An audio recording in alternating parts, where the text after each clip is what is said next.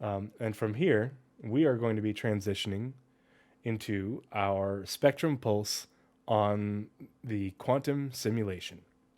Nazareth was Dun, dun, on dun. Astropub or on Captain's Table this last weekend talking with Paul, and they talked about the quantum simulation a bit. So we're going to talk about it some more here and just give you the details because I know there's a lot of people out there who are not aware of what quantum is or where it is in terms of development or how it works. And so we're going to cover basically everything quantum. There's a lot of information, so stick with us. But I think it's going to be really informative. And there's a lot of links in the show notes where if you don't want to watch the whole segment, if you can't hang out with us the whole time, you can go do all the watching and reading on your own. I highly encourage it. But there's a good amount of information to cover. So we're going to go ahead and get started. I'm going to start off with our. Not that. I'm going to start off with the initial announcement for the quantum simulation, which was at CitizenCon 2949 3 years ago. So at Citizen, 3 years ago. yeah. So at CitizenCon 2949, this presentation that's on screen right now was shown to us, and we didn't know it was coming. It was entirely a surprise. And if you go back and watch this video, or if you watched it live, you will remember how stoked everybody was and how much excitement there was about what was presented. And we're not going to Matt, watch this whole presentation um, because it's an hour long, but I've made some notes about it in order to frame what quantum is before we move on to the next bit of information. that presentation made Tony Zervik the star he is today. It did, So, absolutely. why everyone who knows about Star Citizen development always says, yes, more Tony Z, and everything, is that. That right there. The thing I'll get to later was only an addition. That's what made him the core designer we know of him today. So, Yeah, that's why whenever Tony Z's name gets mentioned, people, just everybody's, you're, huh? What? Tony Z? Tony Z? yep. Huh? Something interesting? Yeah.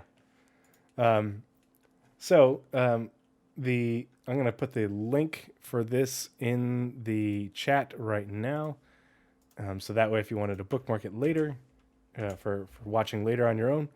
But I'm just going to go through some of my notes and talk about what Tony Z talked about in this presentation, and then I have a couple of clips that I want you that we're going to watch that I think are pretty important. At the very beginning, Tony mentions at the just past the 1 minute mark that they've been working on quantum for 4 to 6 months with the guys from Game Horizon. So Game Horizon is the company that made the star map, and they're the company that made the star map, and so they've continued to partner with Game Horizon on the development of the quantum simulation. And so the quantum simulation has basically been worked on since like early middle 2019. So we're over 3 years into development of quantum right now, and there have been hiccups, largely because the people that are working on a lot of the people that are working on quantum are the same engineers that are needed for the work on PES and server meshing. So with the delays and the challenges and bringing that tech online, it has meant less resources for Tony Z as far as building and integrating the quantum simulation. So that's why people are like, oh, why is it taking so long? It's like, yeah, there's only so many people who know how to do this stuff, and they've got a whole lot of other things that they're working on. So at the time of this presentation, at the end of 2019, Stanton had 225 economic nodes and 44 trading outposts, 13 rest stops, and 50 asteroid fields. And I think it's interesting that he mentions 50 asteroid fields because it suggests that the different areas are mapped out and are segmented into different fields, even though the asteroid belts look like a single belt well, it's not just a single belt. There's, multiple fields within that belt. So I thought that was kind of interesting because that's how they divide up what the probabilities are of different resources in those fields. And we're going to go ahead and play this clip that I took because I think it's really important as far as putting into context how important and how vital the quantum simulation is. The point of this presentation then is to give you a better understanding of how, when the first one's taken so long, we're aiming to kick things into overdrive so that we can deliver new systems much more quickly. This involves, obviously, a lot of different areas: procedural generation of terrain, modular art sets, algorithmic detailing of buildings and interiors, and a lot of other stuff. For the purposes of this talk, though, I'm going to focus on what I call the dynamic content. Okay. So, I'm not going to replay that multiple times, but I'm going to reiterate the quote. The point of this presentation, then, is to give you a better understanding of how, when the first one's taken so long, when he says first one, he's talking about the first star system, how when the first star system has taken so long, we're aiming to kick things into overdrive so that we can deliver new systems much more quickly. This involves, obviously, a lot of different areas of procedural generation, like they use procedural tools to build the planets. They use procedural tools to build the gas clouds out in space. They use procedural tools to make the asteroid fields. They use procedural tools to make every location in the game. That a lot of them are in development or are well into development. So every point of interest in space or on a planet is built. Is being built using procedural tools. But procedural generation of terrain and modular art sets detailing buildings and interiors. They're going to be using procedural tools to do the building interiors for the cities. They're going to be using procedural tools like Rastar to actually build the cities. But the quantum simulation allows it so that when these new systems are built using all these tools, that the quantum just ties right into that system and what's being built already. It's a systemic back-end system that ties into everything that they're building. The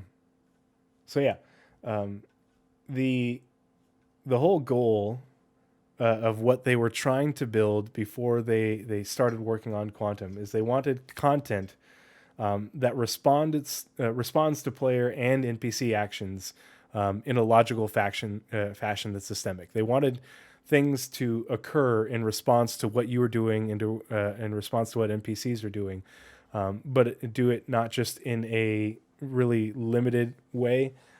They wanted it just to just sort of work.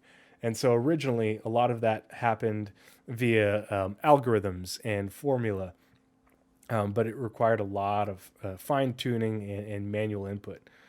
So another quote that Tony Z mentions, he's like, most missions should, of course, be dynamic in nature. They should only be offered when there is an actual need for something. This might take the form of a factory that needs some aluminum to create a retail product, a criminal that needs to be brought to justice, or someone that needs a lift from one location to another. I thought that quote was pretty interesting because it talks about what quantum is integrated with, what quantum is the simulation is designed to generate for not only players but for NPCs. It's designed to create, we keep using the word missions, but essentially it's designed to create contracts to do work based off of demand. If there's demand for a resource in order to produce something that is sold at a shop, that demand will generate a contract, and a player or an AI is supposed to take that contract in order to fulfill it. He mentions bringing a criminal to justice. Well, the bounty hunter system is part of the quantum simulation. So, basically law enforcement is part of the quantum simulation.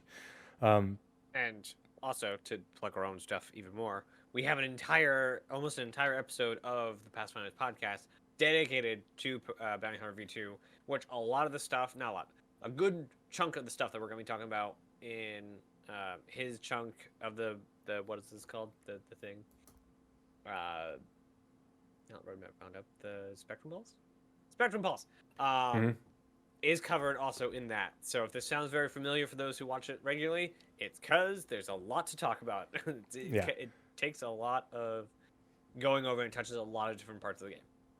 When we talked about Bounty Hunter V2, we were just talking about a handful of services that are being worked on, that are part of the quantum simulation, that are relevant to that gameplay.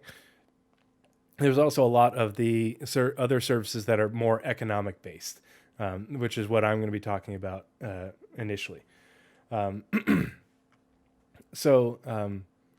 It also ties into the contracts and the missions in order to move NPCs and players around.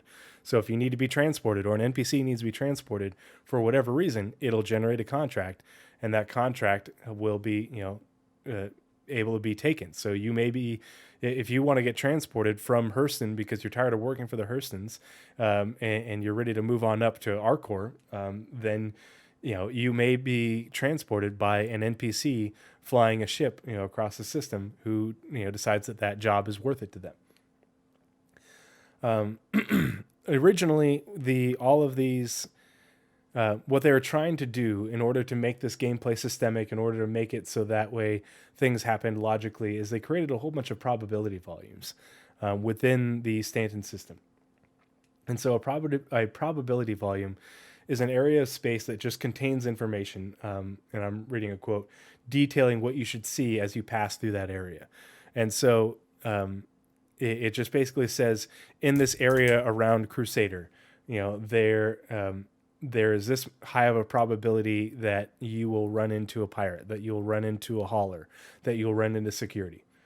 M Walker 300, they definitely could have come up with a more unique name so that it isn't confusing, because naming it after the quantum drive, I don't think they named it after. They named it after because they say it's a quantum leap in what they're doing as far as simulation wise, but it does get really confusing. So if you look at it closely, there's a big funny that happens between front end developers and back end developers.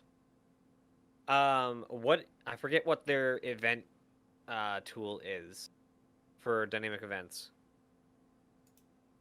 I forget its name, but there's I think it's Quasar. Quasar is the one. Yeah, I think that's in your. No, it's maybe it is. I think it's in your video. Oh no, it's farther on in mine. We'll get to that one. But anyway, one of their services that they also talk about in my half is the Odin software. That's a system in the game. It's big funny that happens between the two groups of people, where we have, like, the front end, we have a planet. The developers, we have a software. Front end, we have a ship. The back end, we have a software. And the program they use to monitor, quantum, and to build the simulation and test it out, and the visual representation is called Hex. Grim Hex. Not Hex code, not Grim Hex, just Hex. Yeah. There's also Star Words to help the dialogue. Gen 12, not the DirectX 12, which is Microsoft's graphics API, which is a competitor to Vulkan. It's its own category of things to follow. It's so not obnoxious, but nebulous. It makes our job harder. That's for sure. Nebulous. Yeah. I don't have any alcohol because I have a sore throat. So. So yeah, they used a whole bunch of probability volumes in order to just generate a probability that as you are traveling through a particular part of space that you might have an encounter, and when this presentation occurred, the combat assist system currently is handled the probability volumes, and originally back then the plan was to and he says soon when talking about this, was to include NPC refueling and passenger transport as part of the probability volumes. Obviously, they decided that they were going to do something different for those for those contracts, that kind of mission generation, along with the fact that refueling took a lot longer to get in. But yeah, they were going to be planning to go forward with more probability volumes in order to generate more gameplay, more missions. But the problem with the mission system, let's see.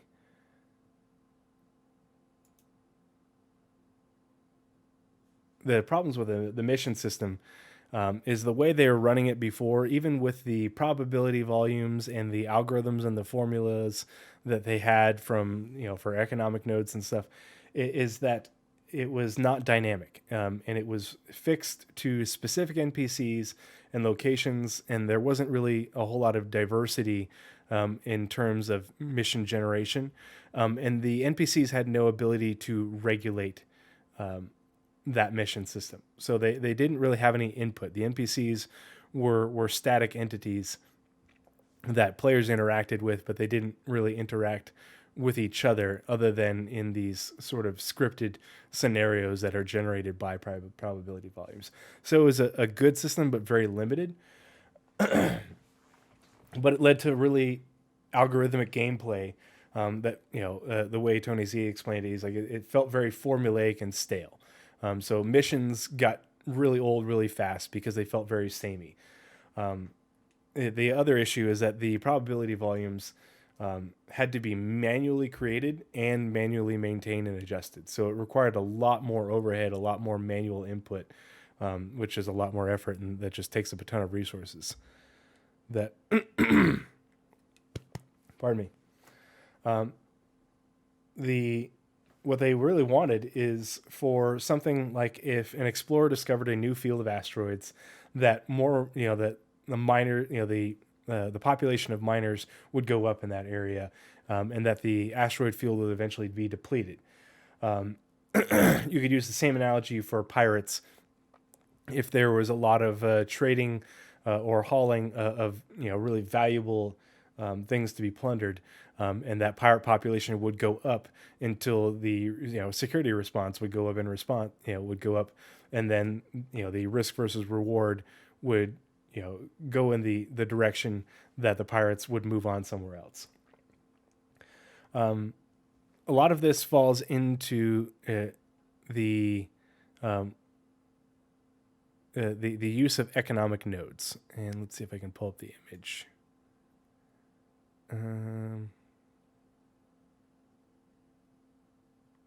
That's not it. Anyway, so the economic nodes are, the image here has Kasaba and Cubby Blast on ArtCore. But economic nodes are more than just those storefronts.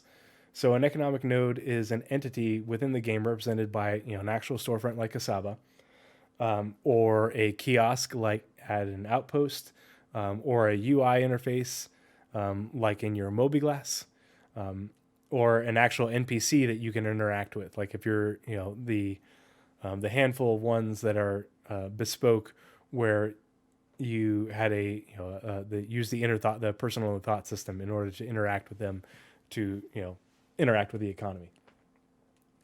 But these economic nodes, they have an item manifest, and it just details the things that they want to buy or sell, how much storage capacity they have at that location, for inventory, and then some data related to determining the prices at which they would buy and sell things. Economic nodes include refineries. They include factories, which aren't physically represented, but are part of the simulation, are meant to be. But they include retail stores where you buy the finished products, like Kasaba and Cubby Blast. But the current system with the economic nodes is entirely faked and fixed. It is, the generation of things that you can buy is a fixed system. The production, like if you go to do some trading and you're going to buy some laranite at an outpost, it's a fixed value for how much laranite is produced by that mining facility over a period of time. The places that buy it It's a fixed system that says, okay, we'll only buy this much at this price, until our inventory is full, and then we won't buy any more. And then you just have to wait a certain period of time. It's very fake. It's very fixed. It's not really an actual, it's a very rudimentary simulation. And they really want the goods and services, and when I say services, I'm, you're obviously, when you're trading, or when you're buying, when you're trading in something like Laranite, or when you're buying things that you would buy out of a storefront, components and what have you. They want those are goods, but services would be like if you're, using a refinery to refine your mine materials, you're paying for somebody to transport you, you're paying for rescue, you're paying to get refueled, rearmed, repaired at a station, all those things. They wanted the price and availability to be dynamic, based on actual supply and demand in a given area. And it's really hard to make supply and demand actually feel real with an algorithmic based a simple algorithm like they use right now, or like what they're using when they first presented quantum to us at CitizenCon 2019. And so they really needed the system that they were trying to the system they were trying to design. They really needed it to be properly functioning, so that it included NPCs in the ability to step up and fill the gap left by players within the economy. So if a player isn't, if enough players aren't doing a thing, that, for whatever reason, that NPCs would pick up the slack in order to make sure that good or service is actually available. So Quantum is actually designed, in order to address all these problems that I just talked about. They needed to design a simulation that would create a dynamic and logical universe. Pardon me. Whoops, just hit my microphone. And that it would create economic need that would dictate the demand for goods and services. That NPCs would be able to contribute and help regulate that simulation. And that the system would also be auto-balancing using NPCs and the different rule sets within it in order to auto-balance the economy. So that way, even if you did have, peaks and valleys within waves, that it would auto-balance back towards a norm. And then they also wanted it so that way designers would be able to set up the rules within the simulation instead of having to actually, go in and manually create content within it, because it would be, it's so much more, it's more difficult. It requires a ton more effort for them to have to manually generate content like traditional games do, versus having to just set up rules and have the simulation run. The other issue is that it needed to be computationally efficient in order to work across what is planned to be a very vast MMO like Star Citizen, with large player counts via server meshing and PES, multiple systems, and lots of NPCs in order to make the whole thing feel alive. And so that's that simulation.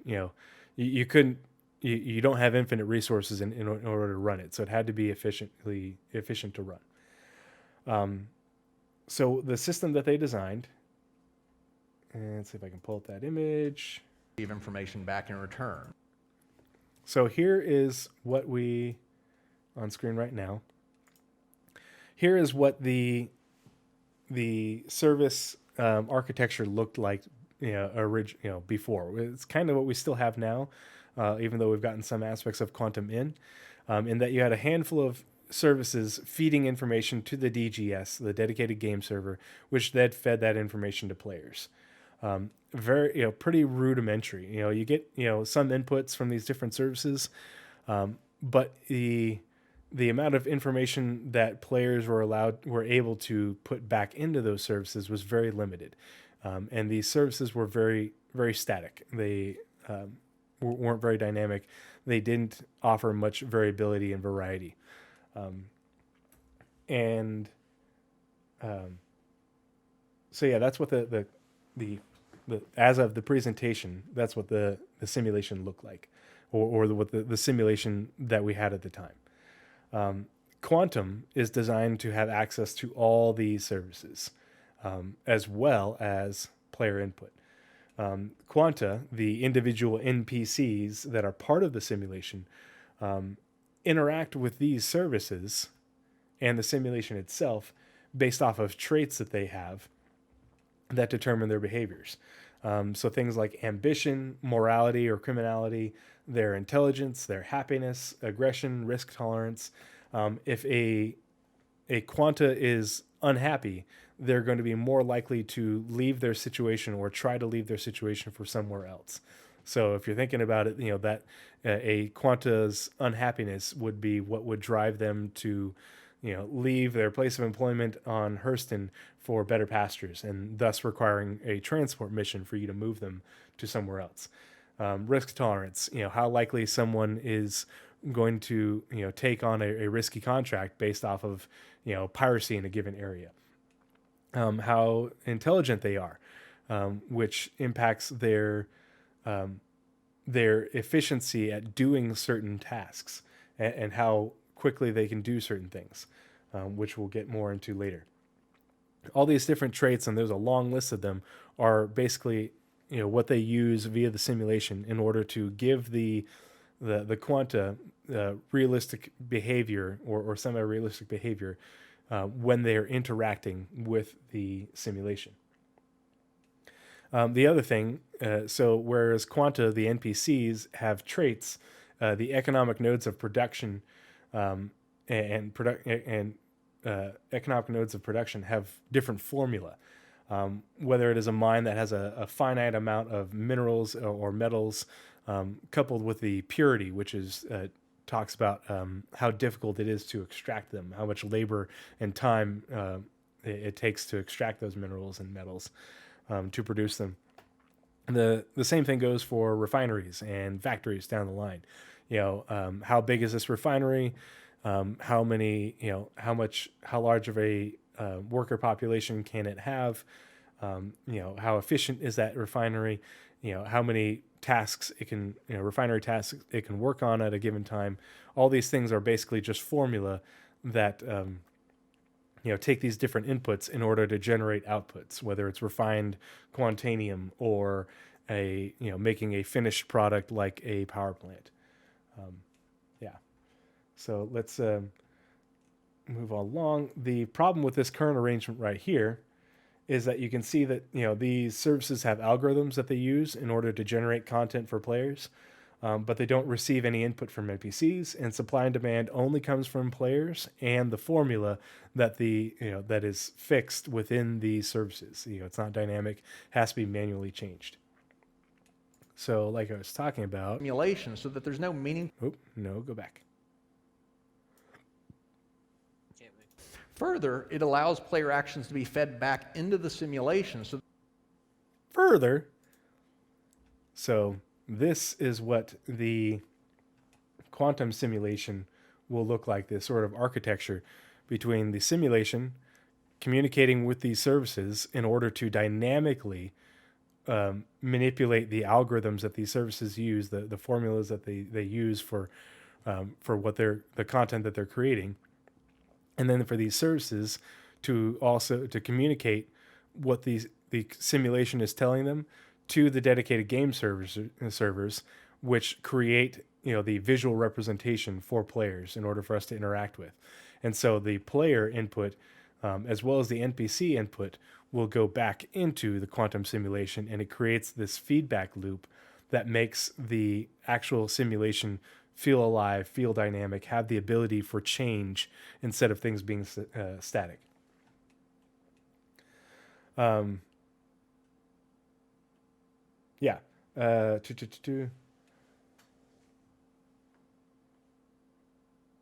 yeah, this is what the sort of basic architecture, of what the quantum simulation will be like.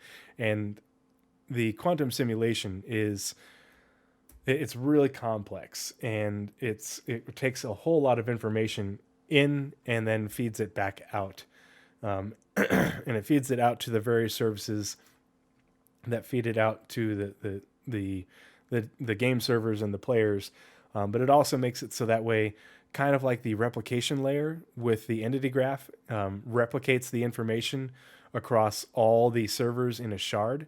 So that way, the simulation is the same across every server.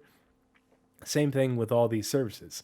These services connect to each dedicated game server, so that way the same quantum simulation is replicated across the entire breadth of the Star Citizen universe, regardless of whether you're playing in Australia or the US.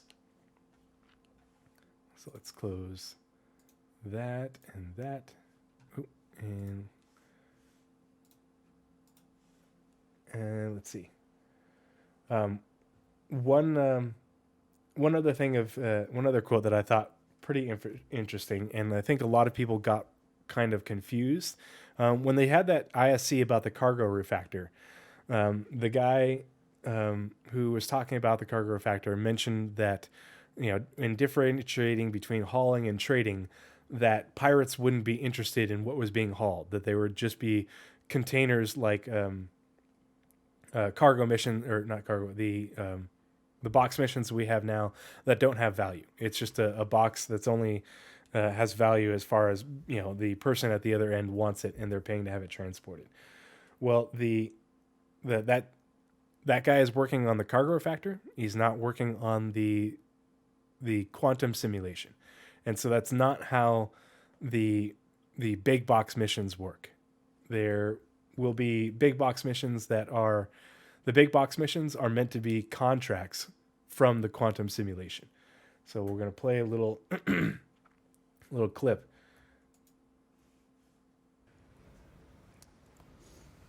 Go ahead and leave it in. I want to see it drop a little bit more. We all want to see it, Tony. Where did it go? So it's already down 40-50%, and it'll keep falling. Okay. So now let's go ahead and add some additional factories. Delamar. That is not the right clip. Apparently I screwed that up. So at the end of this simulation that they're doing, or towards the end, basically what happened is the economy that they had set up wasn't complete, and so they went through this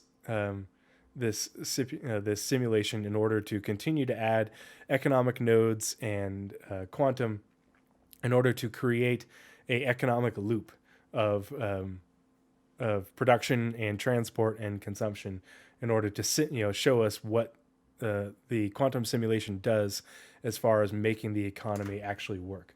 But before they finished the loop, as it was winding down, because the loop wasn't finished, it got to the end of a line versus a circle. He said, you always get a little bit of turbulence because you've already got contracts that you set up. And so what he was talking about is like a factory that was producing power plants. They finished filling their inventory, and no one was buying the power plants yet. They didn't have a place, a storefront that was selling them. So their inventory went up, and then it just got to as high as it would go. But they still had contracts out for the resources that they needed to produce power plants. So they were still generating contracts in order to say, I need this much laranite and this much aluminum to create power plants. And so in order to maintain production, they put out a contract that says, bring me this much aluminum, and so you will go out, and it's basically you go and pick up the order. It isn't, you're not going to be having box missions that it's just an empty box. It's we need you to transport this box full of this, of this much laranite to this to this landing zone where it goes into the factory here at ArtCore to produce power plants. It's a buying and selling contract, and if you take the mission, you are the middleman transporting it.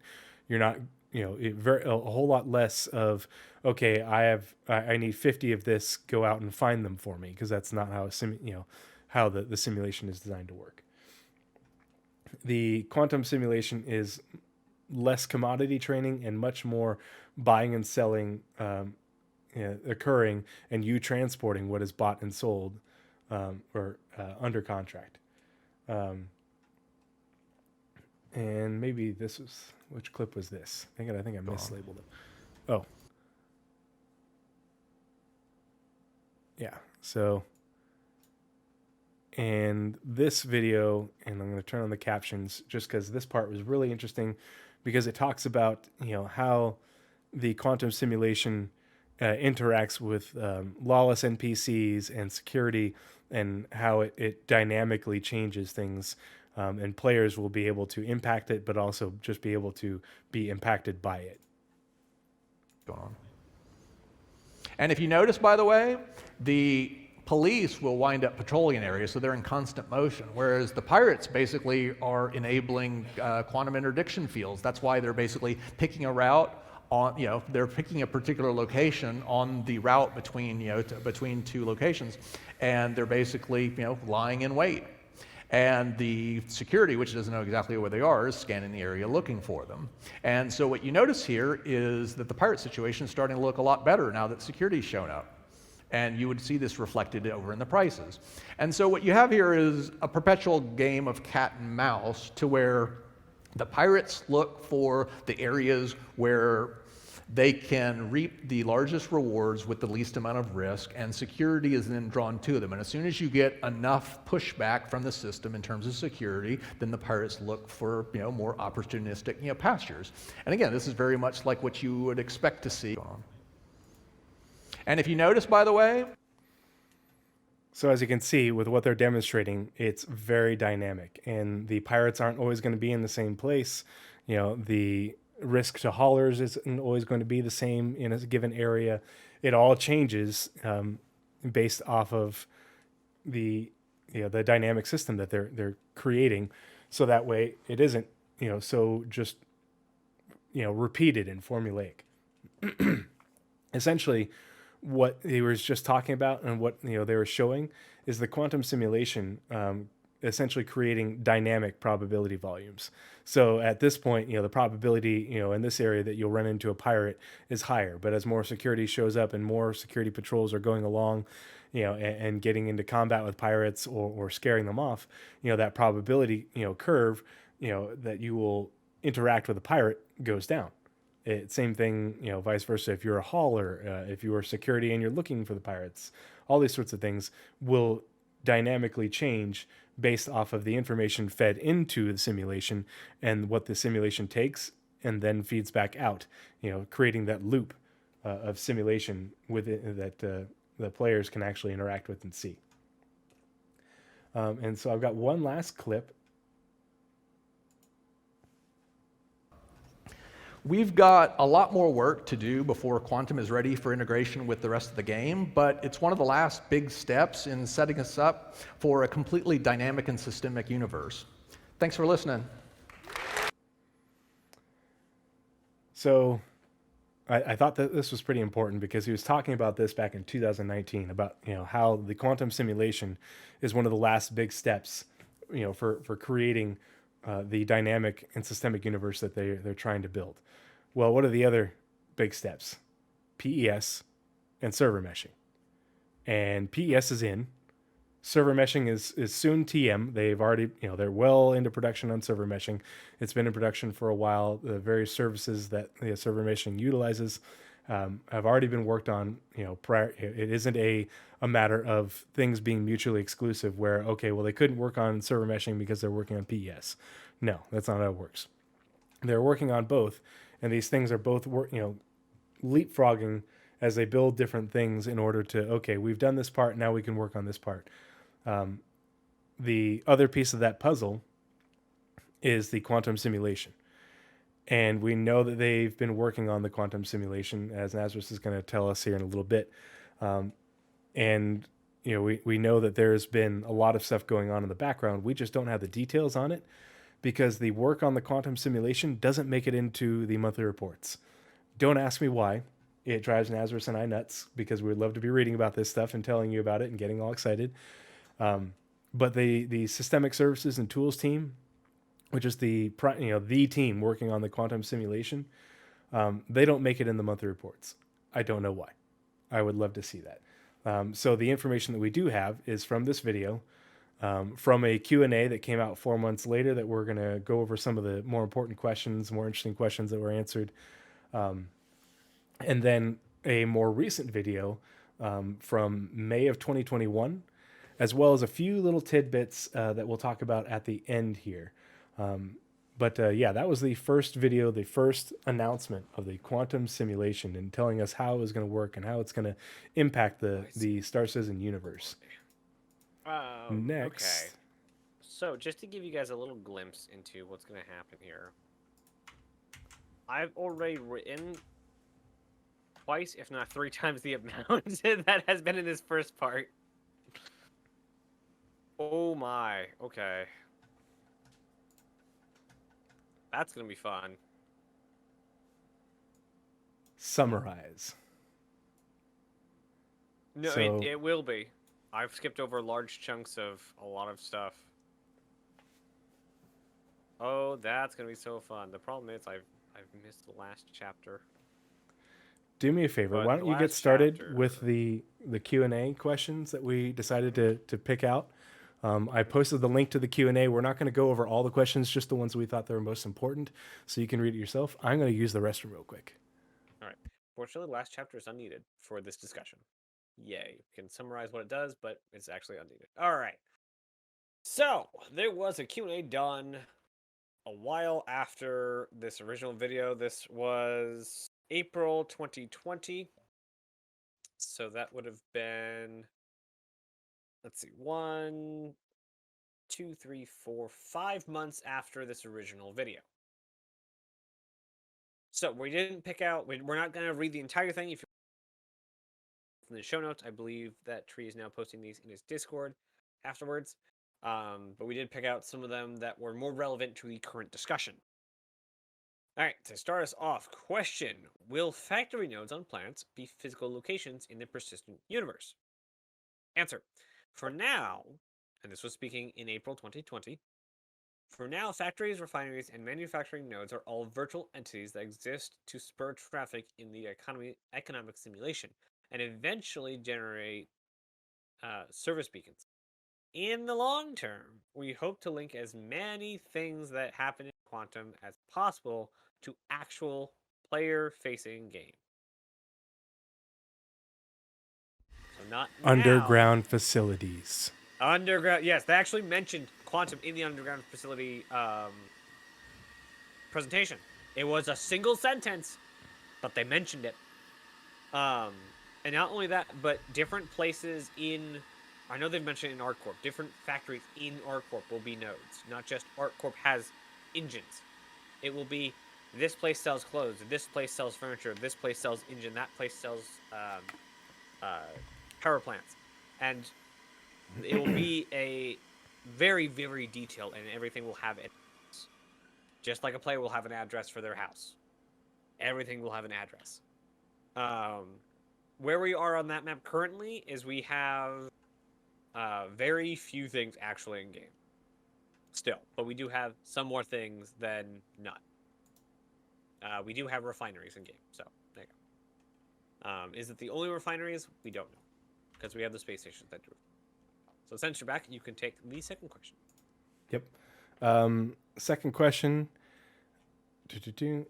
is there any tech needed before implementing Quanta, like iCache, OOF, size large, or server meshing? Or can it be implemented right now, as in Tier 0, and improve as we go forward? There are always compromises. Yeah, we should probably mention, for anyone who doesn't know what iCache is or what happened to it, so as a very, very quick from a long, long history, they designed, built, implemented iCache, and it ended up being a data structure that was not fast enough. So the amount of data going in and out was too much for the entire data structure to work. Basically, instead of having a phone call, you were emailing each other. That's kind of how you can visualize it. So that's why the entity graph was invented, because iCache was too slow. An entire different data structure. So they're now having phone calls with the servers. or the backend is having phone calls with the server instead of trying to email them. So iCache, whenever they say iCache, sub in the entity graph, and that's how you can get between the old and new speak. Yeah, iCache was designed to be what PES is now. Let's see. Why did that get messed up? Okay, so there are always compromises that we can make to get a majority of the benefit before all of the necessary tech is in place, and we plan to do that as much as possible so players can begin to feel the benefit of the dynamic simulation. Server meshing and iCache will definitely help this process, but our tech requirements are more on being able to read and write to other existing services like the shopping service, the probability volume service, and the new dynamic mission service. So what they're saying is that the quantum simulation has always been designed in order to communicate with the dedicated game servers via the services that were already established, as well as new services. And so a lot of the work has been in order to make these new services that are part, A, create the simulation, but B, create these services that the simulation will communicate with, and then create the links so that the way those services can talk to the dedicated game servers in a systemic fashion. And so they've been able to do a lot of the work, but a part of the big issue is they have had limited resources with which to hook up that work to the server architecture, the actual dedicated game servers, because those people have been so busy working on PES and server meshing and iCache before PES. So yeah, it's a matter of resources, not a matter of this is prerequisite tech. It's a matter of, well, we need some of this tech to get done so that way the people who are working on it can do the work we need to in order to hook up the simulation or hook up these services to the game. Yeah, there's a big disparity between the amount of people that choose to do art and the people who choose to do back-end server engineering. It's not a big field. There's not a lot of talent floating around. So what talent there is necessary for every studio doing MMO or online anything. Those server engineers are in very high demand and are very expensive. So every time they do something server related, iCache, the entity graph, PES, server meshing, they're doing it with a very small team. So, like, every studio is doing it with a very small team. Like, not only are server engineers needed for games, they're also needed for, like, the world at large. They are a very in-demand thing. So, yeah.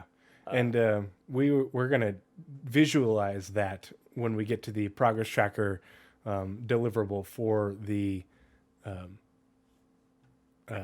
quantum simulation. You'll be like, oh, okay. Themselves. Yeah. You'll be like, okay, that's why. Oh, man. Oh, now my brain's going with the citizen and like, the Roman rights that are part of the whole game. I forgot about those. All right, next question. And this one's yours. Sorry. All right. Can the quantum take into account blockade set up by an org around a jump point? Probability volume seen incapable with blockade or incompatible with blockade. This is one of the examples that Tony Zervik loves to talk about in design discussions in the office. Good to know he's thinking about what people are thinking about. A full blockade on an entire planet is impossible. In practicality,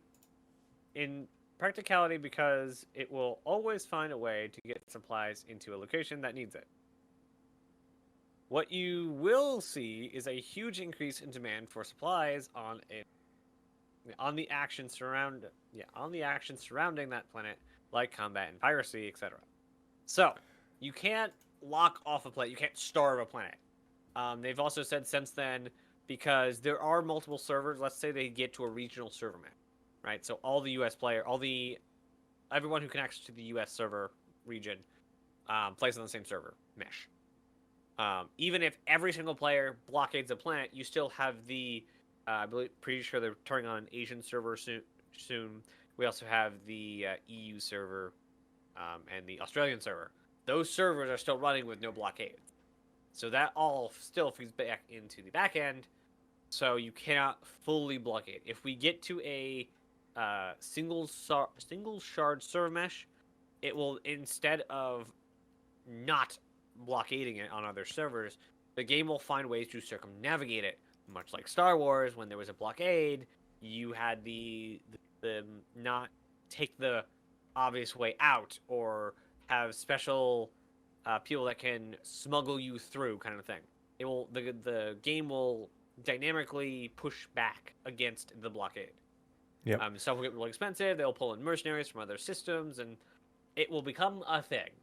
So, can you blockade your planet? Maybe. You can impact things, and the smaller the location, the more of an impact you can have. So one thing that I thought was kind of funny is the original asker of the question, asked about a jump point. And so Jake answered regarding something large like a planet, because they haven't figured out exactly how jump points are going to work. They have hinted multiple times that jump points would be like an estuary or a delta, in that it would open up, like a river. And as it gets closer to where it hits a star system, it opens up into multiple outlets. It becomes porous, and there's lots of areas to get through, so that way you can't blockade a jump point. But the Jake is responding on behalf. They're using Jake's account to make these responses on behalf of the people from Game Horizon who are working on the simulation. And so, in order to dodge the question about jump points, he answered about a planet. And then somebody's like, unfortunately, he wasn't asking about anything as large as a planet. His question was specifically about blockading a jump point entrance. Well, if a jump point is out in space and there's a whole bunch of them spread across a huge area of space, it's effectively as large as a planet. So you're not going to be able to completely blockade a jump point, but you can effectively tighten the noose a little bit around an area, in an area around a jump point that will impact how things flow through that jump point. And the Empire would be very concerned about what's going through those jump points. Like the Stanton side, if you guys saw I believe it was a 2019 demo where they jumped to Pyroth for the first time. There's a lot of infrastructure around there for a reason. The Empire holds them very sacred, and they want to keep them free of nefarious actors. There we go. That's the one. Which makes me so confused. How on earth did Xenothreat get through? Anyway. Yeah. We'll find out eventually. This next question I thought was really interesting, and it ties into what Nazeris and I have gone over with other tools that are being built. Will Quantum be used to generate content such as derelict ships? So, absolutely. Contextually appropriate content like this is exactly what Quantum aims to achieve. Get away from hand-placed content and make the game dynamically spawn content where it's most appropriate at that moment. So, you have Quanta flying around in space, or whether it's in open space or in atmosphere or in space near a planet or whatever. And based off of the dynamic probability volumes, a hauler is attacked by pirates, and the ship is made derelict or destroyed. If it's in space, that will create a probability volume that you, as you are flying through that area, will find that derelict. So that's how you generate things for salvagers, or for exploration missions for rescue. That's how this sort of stuff is generated. If it's near a planet, well, the Montreal Tools team created a tool that dynamically generates crashes.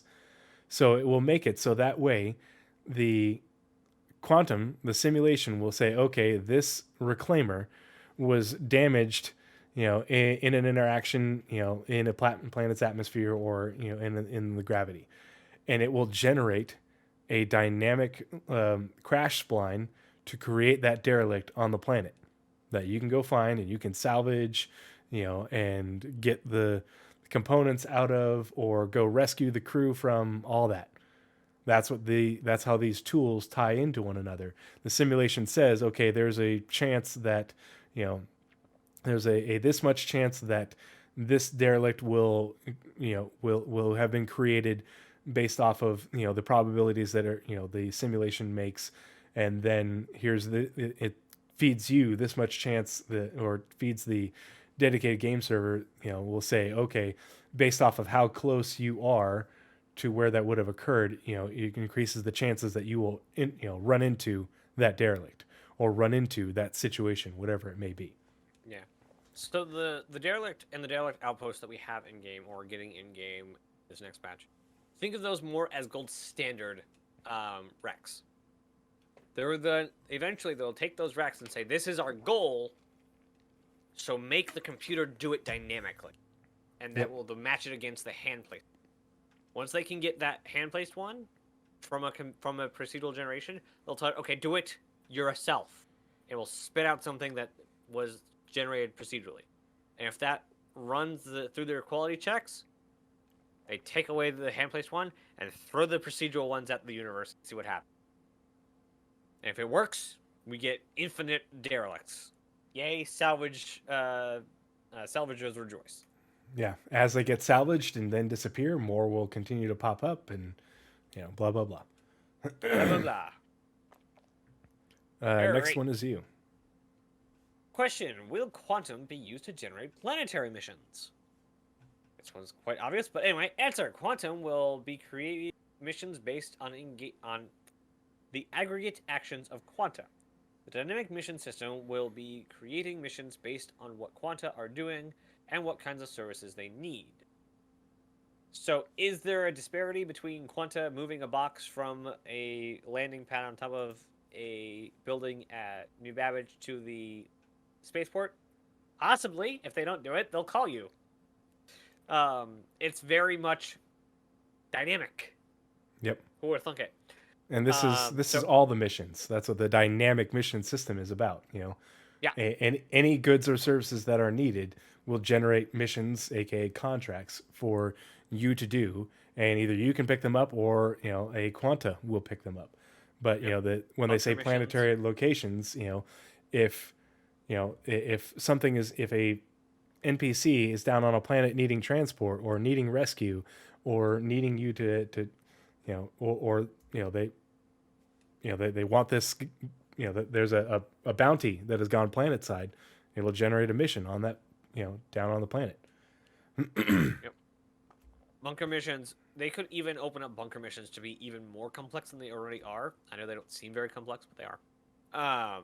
To where a incoming force is dynamically, not that they spawn inside, but an incoming force to a already staffed bunker could fly in, so you have not just spawning in bad guys into the environment, but they come in, then the mission goes out that, hey, we're being attacked, we need some help here. And so both you and or other quanta could pick up that mission. So, yes, the answer is unequivocally yes. So, back to you for the next one. Will quantum be used to populate prisons? And honestly, I don't remember if we had Klesher at this point or not. It's been so long. But anyway, this is exactly the kind of thing that quantum was made to handle. The population of prisons should be the result of the amount of crime, security, and arrests in the system. Quantum is a full, real simulation that records events exactly like this. Having static numbers of prisoners that never change is what we're getting around by employing a simulation that contextualizes things like how many prisoners should be in this prison. So, if you remember when they were talking about Bounty Hunter V2 and the inclusion of the bounty offices, and I forget what they call them exactly, but places where you would take your bounty after dropping them off at different landing zones and stations. So you go capture a bounty, you disable their ship out in space, or you track them down on a planet and you capture them and you bring them in, you turn in that bounty and you get paid. Well, that no good do-gooder, or no good good for nothing, still has to get transported from wherever to Klesher, to or depending on how bad they are, they might not go to Klesher. They might go to eventually might go to some place like Quarterdeck. And so those are contracts. Essentially you're taking on a hauling contract to haul prisoners to prison and drop them off. That's gameplay. And you'll have probability volumes dynamically getting spawned of whether you're going to get interdicted by by those prisoners, gangs who are trying to free them, for NPCs. But yeah, that's a hauling mission because the prisoners have to get moved around. Yep. Yep. I'd When like you to get kind of released from your emphasize- sentence, you may be able to get a personnel transport missions to go pick up people who are released and take them where they need to go. Oh, I want to emphasize the second sentence in that answer. Quantum is a full, real simulation that records events exactly like this. Full and real simulation. Like, this is not... This is more akin to what City Sims deal with. What Will Wright himself tries to simulate if he had an infinite budget. Like, if any of you saw the dev videos for SimCity 5 or SimCity 2015, they tried to make sure that you saw everything that was simulated. City Skylines came in and said, no, we don't need that kind of fidelity, so here's just a normal modern city sim. But this is the kind of scale, except they're not doing a city with, only like 20 kilometers of space. They're doing hundreds of planets with billions of square kilometers of space on the planet, with billions of kilometers in space, hundreds of ports of call, and factories and nodes. Like, this very, very large system. And they're not trying to say, yeah, there's like boxes and things and pirates somewhere. They're like, the box is there. It's being hauled by this guy from there to there. He's here on his trip, and that pirate from over there that's part of this gang comes in and interdicts him. And this thing happens, which ends up in this event. That's how detailed but large this thing is. It is huge. This is why I call it not only the most funded ever game, but also the most ambitious game ever created. It is insane. I've never heard of a game trying to do this, simulate everything, whether that be front end or back end. It is dense and huge. With that being said, there's also a very dense and huge question up next. Yep. It's important, though, so stick with us. Yes. So, question. It seems like Quantum is a simulation on the back end that feeds key performance indicators back into the game. Similarly, in industrial engineering systems, again, a real-life system, being referred to as akin to the quantum simulation. In that regard, do you plan on using distribution curves like norm or gamma? These are mathematical things, I assume. Or distribution, mathematical terms. Generated by the processing time for certain players and NPC actions, like the virtual entities, mining, trading, etc. To then integrate these curves into the game system. Or would you start off by fixing processes' time values when Quantum is first implemented to make sure that functions smoothly across the star system each crusader? Or has this already been tested internally already? So, to summarize the question, because it's very dense, are you planning to take realistic curves of supply and demand and other systems into consideration when reading player and NPC actions? Or is this going to be a fixed process of value over time? And has that already been tested in-game? Answer. What a fantastic question, somebody says as they're putting down their coffee. I just imagine that, like, reading that and going, yes, all right. That's just what I imagine. Anyway, Martin will take this one. This is a very interesting question. First, we can use quantum to balance the actual economy by running it at real-time speeds, and feeding its data to the game. But also to test the valid future scenarios in advance by fast-forwarding them in time to have an idea of their effect on the economy. Regarding the distribution curves, we can direct the real-time price discovery data from the various entities, the OHLC volume candles type, candle types for each product on the bid and ask side. I'm sure that's some economy language for something, so that's fun. From the quantum simulation running in real time, again, the fourth time. Another useful thing about quantum is that it is truly full simulation that is running, meaning that we can get the data from each quanta individually if we wanted to. Like I said, this NPC from there getting introduced by that NPC who that org, whole thing. Of course, we can of course make norm or gamma distributions out of that data. So the answer is yes to this question. But we can tap into much greater detail if we wanted to. Each quanta can live its own story in this simulation. What an insane thing to say! This guy's like, do you guys go to this level of insane detail? It's like, yeah, and more. Like, each quanta lives its own story in the simulation. What? Yeah. Well, and that's why this question is crazy, because the person asking it is asking about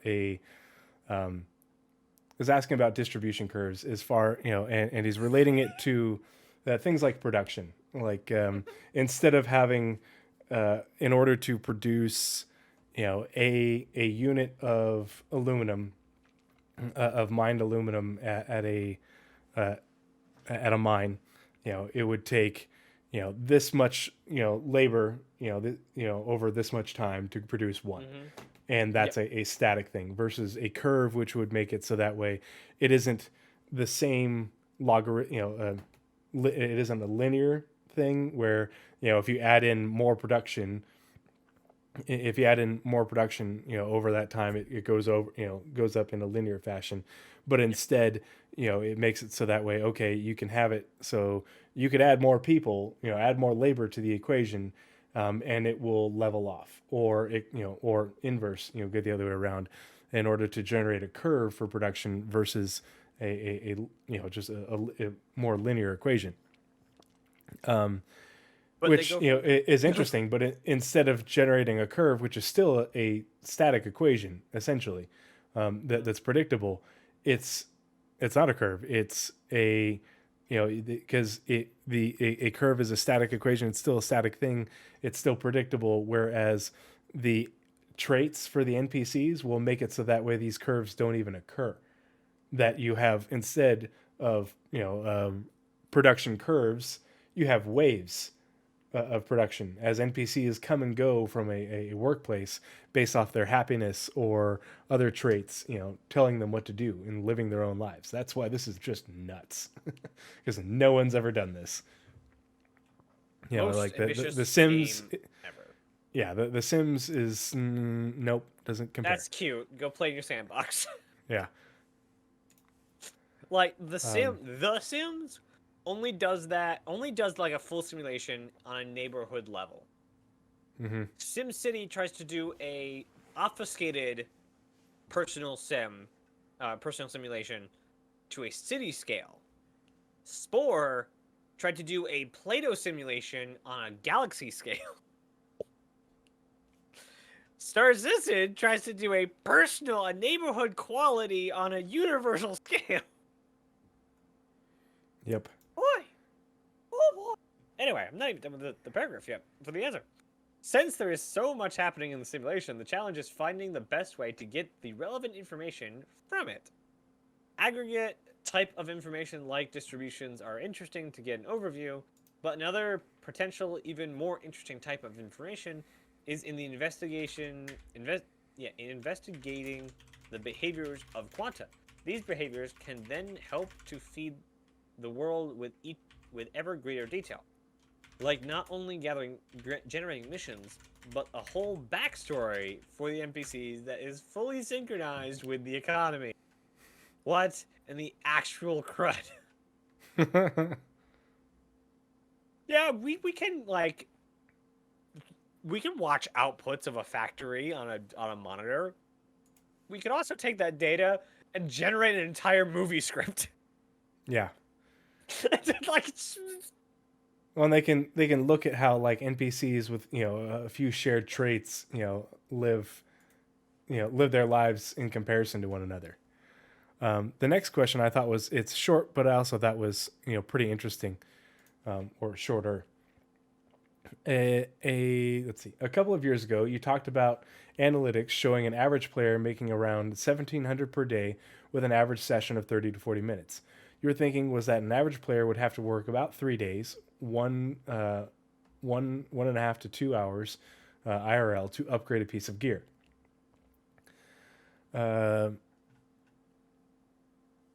Oops, I didn't copy it all. With these values on earning and spending being a key fundamental of driving all the values up to ship components and spaceships in the quantum database, a rifle may cost 2,500 to 4,000 and a jacket may cost 3,000.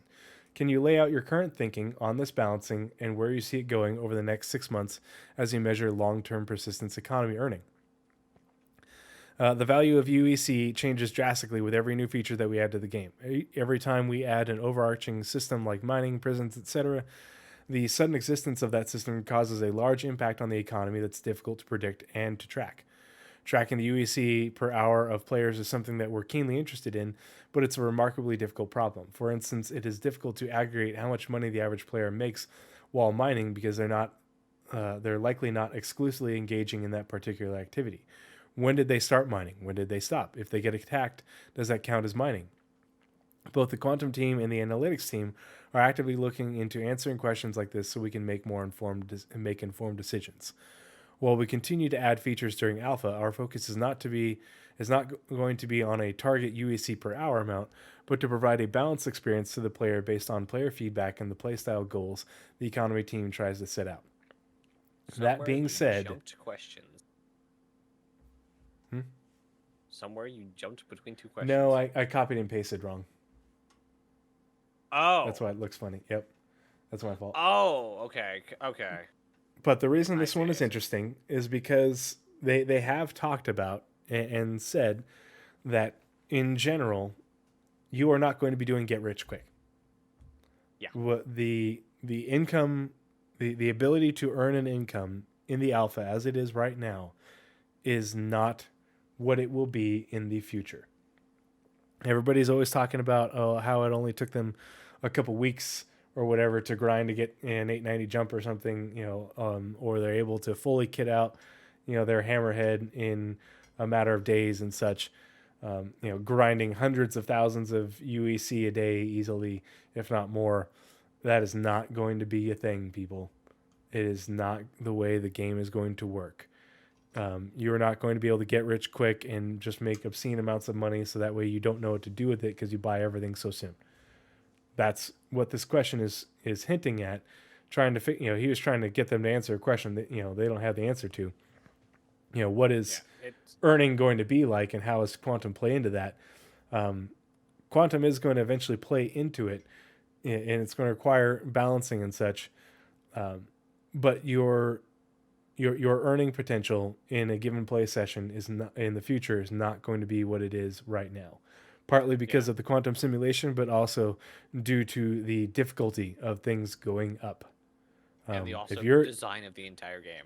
Yeah, if you're grinding bounties, you're not going to be able to do a whole bunch of high risk bounties in such a short period of time because you're not going to get paid a big old bounty for just destroying the ship. You have to disable the ship. Them. And you have to track them. Tracking them will be a thing. Shipping them back will be a thing. That's the best example of what your earning potential is now is not what it's going to be in the future. So get your heads wrapped around that going forward. So Star Citizen is not Eve. As much as people would like to say, oh, it's Eve, but with 3D environments. No, not Eve.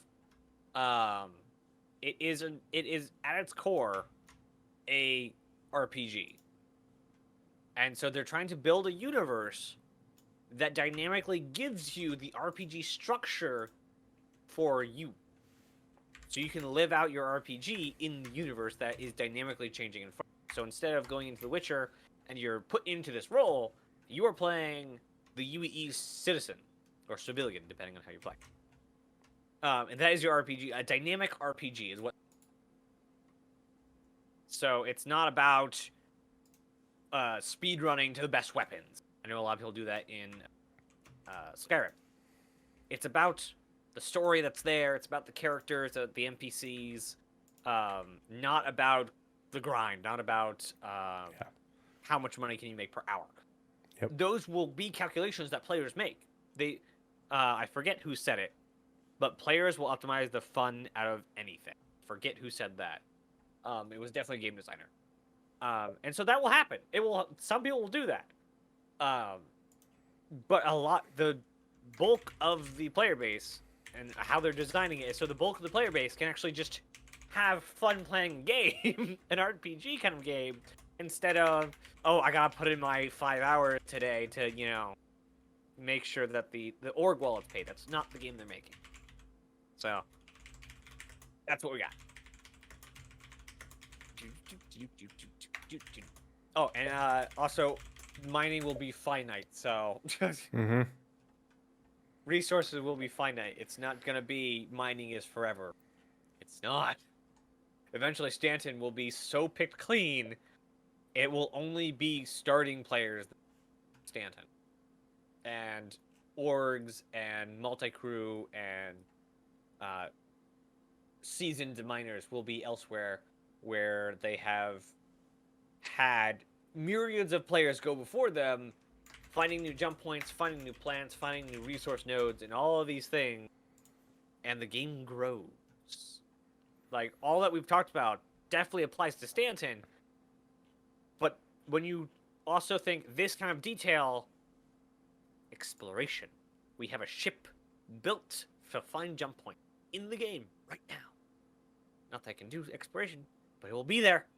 So the universe that we have on the entire star map will get bigger. There are more planets to be seen on that map, and more ways to get between them. Soon, TM friendos. Yeah. Yeah, this is I don't more remember that where I grabbed this exploration- next question from. I'm trying to find it. Interesting. You want me to go ahead anyway? Yeah, go ahead and read it. I'm just trying to. All right. Question: can you lay out your current thinking on this balancing and and where you see it going over the next 6 to 9 months as you measure LTP economy earning? Long-term persistence. Long-term persistence. Thank you. The value of UEC changes drastically. You already read that. How did you already read that? Oh. Weird. The game. That's my bad. I think you did. Just go on to the next one. Yep. All right. The next question. This has Tony Z and Chris Roberts in it. I'm happy. I'm sorry. I'm an old backer that still cares about these names. I know there's a lot of people who don't. I still like seeing Chris, Tony, and Sandy show up. Ben, I miss you. All right. How will the resources in asteroid field and planets be managed by Quantum? They'll deplete. All right. Both Chris Roberts and Tony Zervik want resources that will eventually deplete. I said so. Deplete from the universe, so the PU is always moving. Quantum will know where the resources are, track the concentration of these goods in the universe. There's another paragraph, but quick note, we do have a video to watch, a 9-minute video. A good, clean way to slice it, but we'll be watching a video. Oh, that's not the 9-minute one. A shorter than 9-minute video talking about and showing this in action. So, stay tuned for that. We have plans to be able to adjust the resources through quantum based on the activity of Star Citizen, but our ultimate plan is not to directly affect things in God mode like this. Quantum should be influencing the behaviors of quanta and economy activity. not spontaneously generating resources from the God seat. We're not at this point yet, but that's part of our ultimate goal. Amazing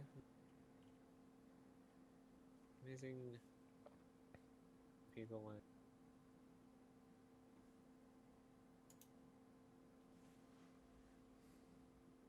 Yes. Yes. Love seeing them both. Let's see. Some people never hurry, that's for sure. I could listen to Chris talk about his game. I want to be a game designer, so I could listen to designers talk just infinitum. Infinitum? There's a word for that. Anyway, I could just hear him just talk about the games, whether that be Will Wright or Chris Roberts, Tony Zurvik. They're all designers, all game designers. I could listen to them talk about projects just forever. Older people from the company that I've seen, like Ben Lesnick or Sandy Gardner, like those are just that's nostalgia, and that's they were there when I started the project, and it's been 9 or well, no, it's been 9 or so years. It's been 8 years since I joined. Let's keep going because we've got more of these questions to cover, and then we have your section from the second video. Yeah, all right, all right, makes sense. Will Quantum be able to see all meshed servers simultaneously? Backend services like the shopping service and the probability volume service already take into account activity across all servers. Quantum will interface with those services and the entirety of economic activity from players through analytic events.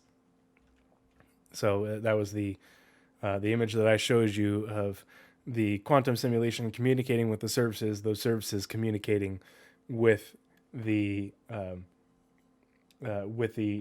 server, essentially with server meshing, in order to push that information out to the player, as well as allow the player to push information back. The structure is very much very similar to the way PES is structured with the entity graph and the replication layer.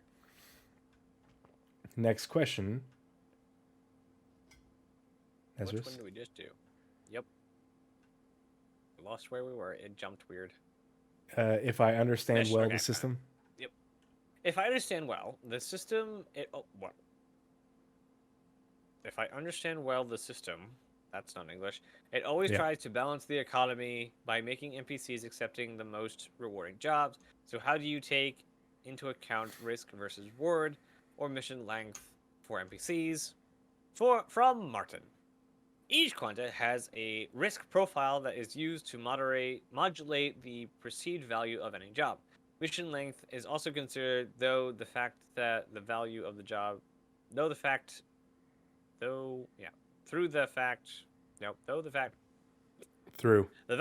is the amount per period of time, for example, UEC per hour.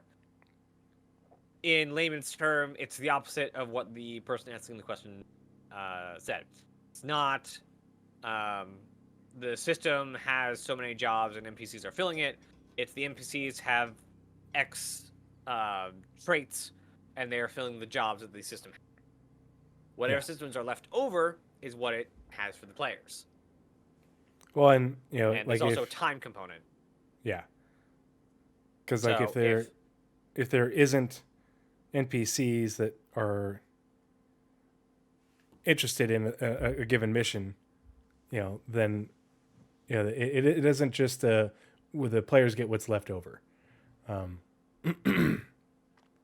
but it's the traits of the NPCs, of the AI, the quanta, are what tell them what kind of jobs that they would be interested in taking, and it's essentially a curve that says, okay, if what they're interested in isn't available, then it goes farther down the sort of decision making tree of like, okay, well, I have an affinity for this, but this isn't available. I'm risk averse, so I'm going to take a safe job, but I want a job that pays this much UEC per hour. They're trying to simulate a decision making process just like you would if you were trying to find a job. Yep. Yeah. Another UEC per hour question. Do you have an idea of the average UEC per hour you're aiming for? UEC, like any real world money, is an abstract unit representing labor. Humans invented money so we can trade fractions of effort back and forth with a common unified system.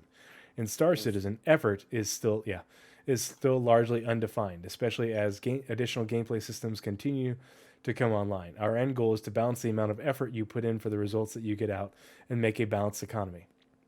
This problem is incredibly complex, so complex that we made a simulation to help us identify what prices should be. Currently, it has like a million quanta running around trying to figure out wages. It's called Quantum. Yeah. So I love this one because it's kind of sarcastic and snarky. Well, it's the third or fourth like UEC per hour question they got. Yeah, and he's like, it isn't so simple as just a average UEC per hour. There is no average UEC per hour. Yeah. It's going to be I like very the dynamic whole and such. Like, humans invented money so we can trade fractions of effort back and forth the common unified system. That is just a commentary on the human condition right there. Holy cow. Yeah. They created a simulation in order to balance it all out. And so, it doesn't matter what the UEC per hour is because it'll balance it all. It'll balance itself out, and whatever that number is completely arbitrary right now, and has like no bearing. A gold mine. All you need to know is that you're not going to be getting rich quick. Yeah, if a gold like half of yellow was found out to be gold, you and all your friends and every player and all the quanta swarm in, everything's gonna get a lot more expensive. It's called inflation. It's going to balance itself out because there's just so much money floating around. Everything's going to get more expensive. Yeah. The dollar means less. The individual UEC means. Next question, on to you. All right. Will Quanta include all star systems economies or just existing ones present in the persistent universe? Quantum will focus on whatever economies are impacting the player's experience and expand as the game expands. So the answer is only star systems that are in the persistent universe. If you can go to it, you can. It is simulated. So we're not simulating Earth. We're not simulating Terra. We're not simulating Odin as the Vanduul, and that's where Star Citizen or Squadron 42 starts. Only Stanton for now, and by the end of next year, Stanton and Pyro. By the end of the year after that, probably Stanton, Pyro, Nyx. So on and so on. And so on and so forth. Yep. Next question. Will there be other types of quantum then? Pirates, traders, security, and faith-based, such as NPC faith-based, data runners, medical ships, farmers, or other types that would affect the quantum structure. Our goal is not to dictate a role for quanta, but rather behavior patterns. If piracy isn't profitable, hail the omnicide. Then even the most amoral quanta. If piracy isn't profitable, then even the most amoral quanta might pick up a straight-laced manufacturing job. So if there are quanta that are very amoral and want to do bad things, but they are in Terra, and there's so much security there that piracy just isn't, the risk reward is just too damn high. It isn't profitable. Then that amoral NPC, just like humans, will engage in jobs, that are, lawful. That NPC might become more unhappy and look for a transport somewhere else. But in the meantime, eventually, for a while, they will be doing a normal job. This is that life cycle thing that they were talking about.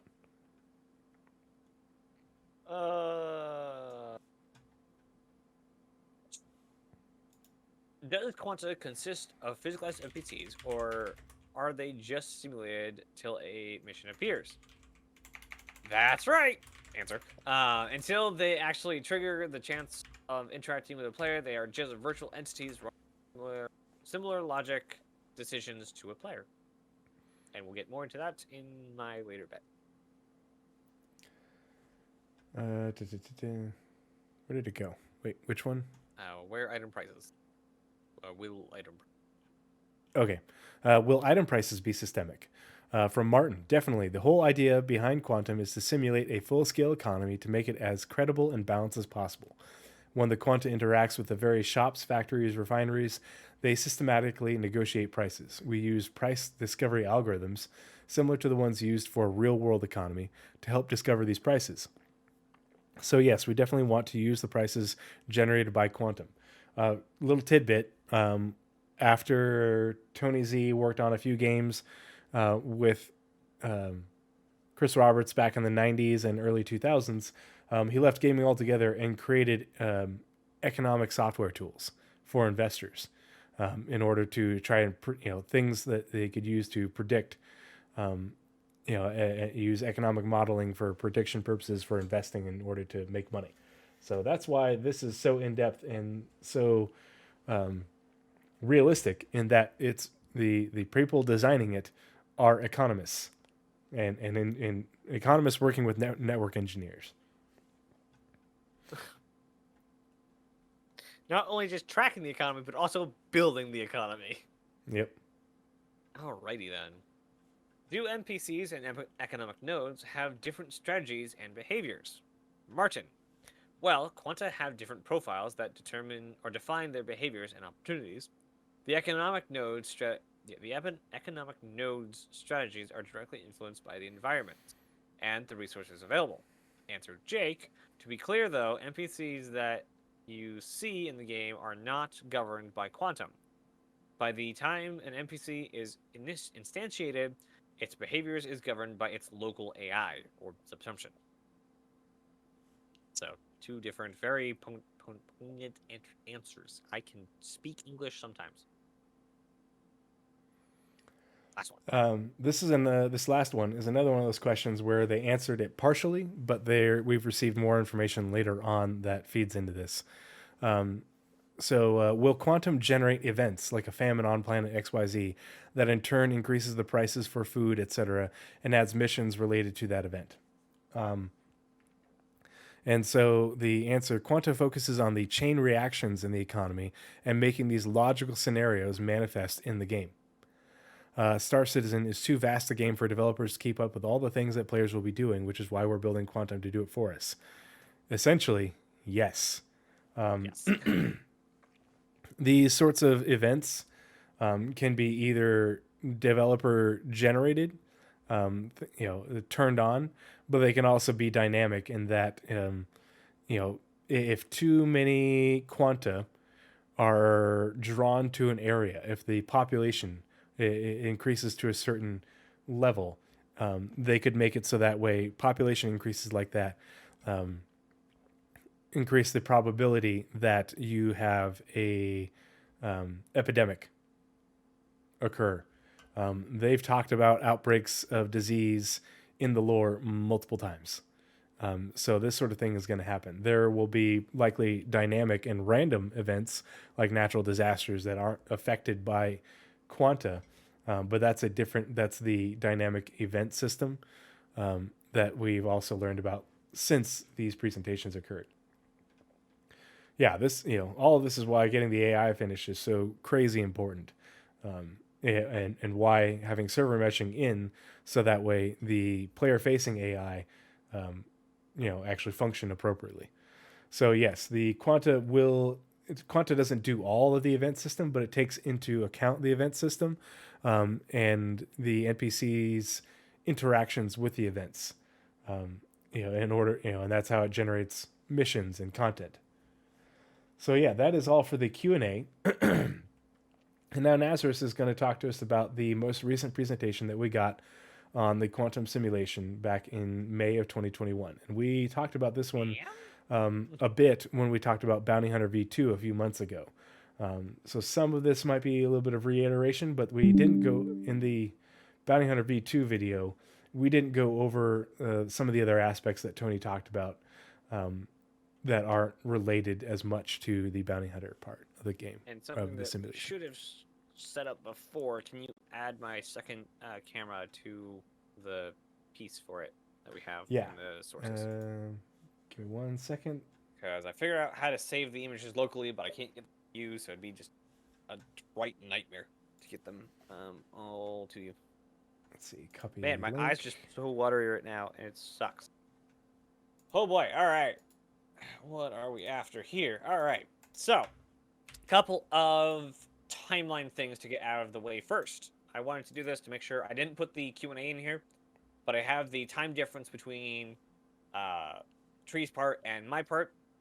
So this video was posted on May 24th, 2021. That would have been 18 months, 1 year and 6 months after his video. The first video was 36 months or 3 years from now. So that's how long ago his video was. And this video was a year and 7 months, 18 months ago. So that is the difference between the two. What is small? My window is... Oh. Ha! Is it because I'm running in a different resolution? Nope. Well, yes, but your screen, yeah, it's because of mine. And is there a way you can just make it bigger? Can you just rescale it in OBS? Is that possible? 1 second. I think so.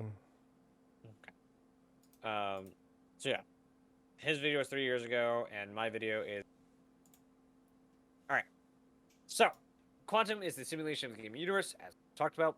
Its purpose is to allow things, prices of goods in shops, the amount of piracy near landing zone, or what missions are being offered to evolve and change over time, logically and realistically. Nope, that didn't do it. I did the wrong button. There we go. It does this by simulating hundreds of thousands of lightweight NPCs called quanta. So he goes back and references, he kind of gives us a breakdown, everything that is going to be talked about in this video. We have plenty of images and plenty of videos to go through, so I kind of want to go through the recap with all of you.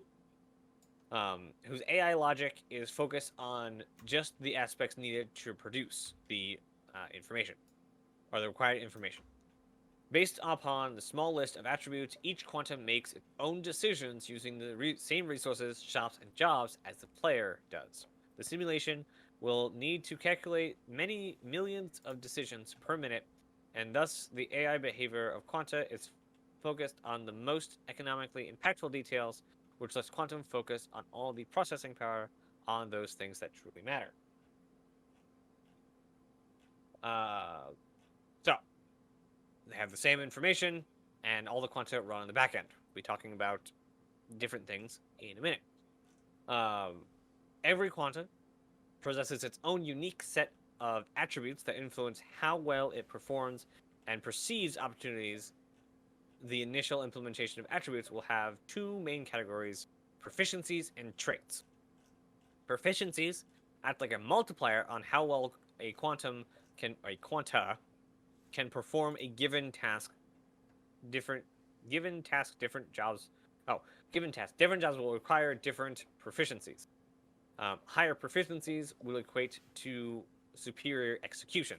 So if your NPC has a proficiency in turret gunning, he will be better at turret gunning than your engineer. That's how that works. It's over there. Oh, fine. Let's see.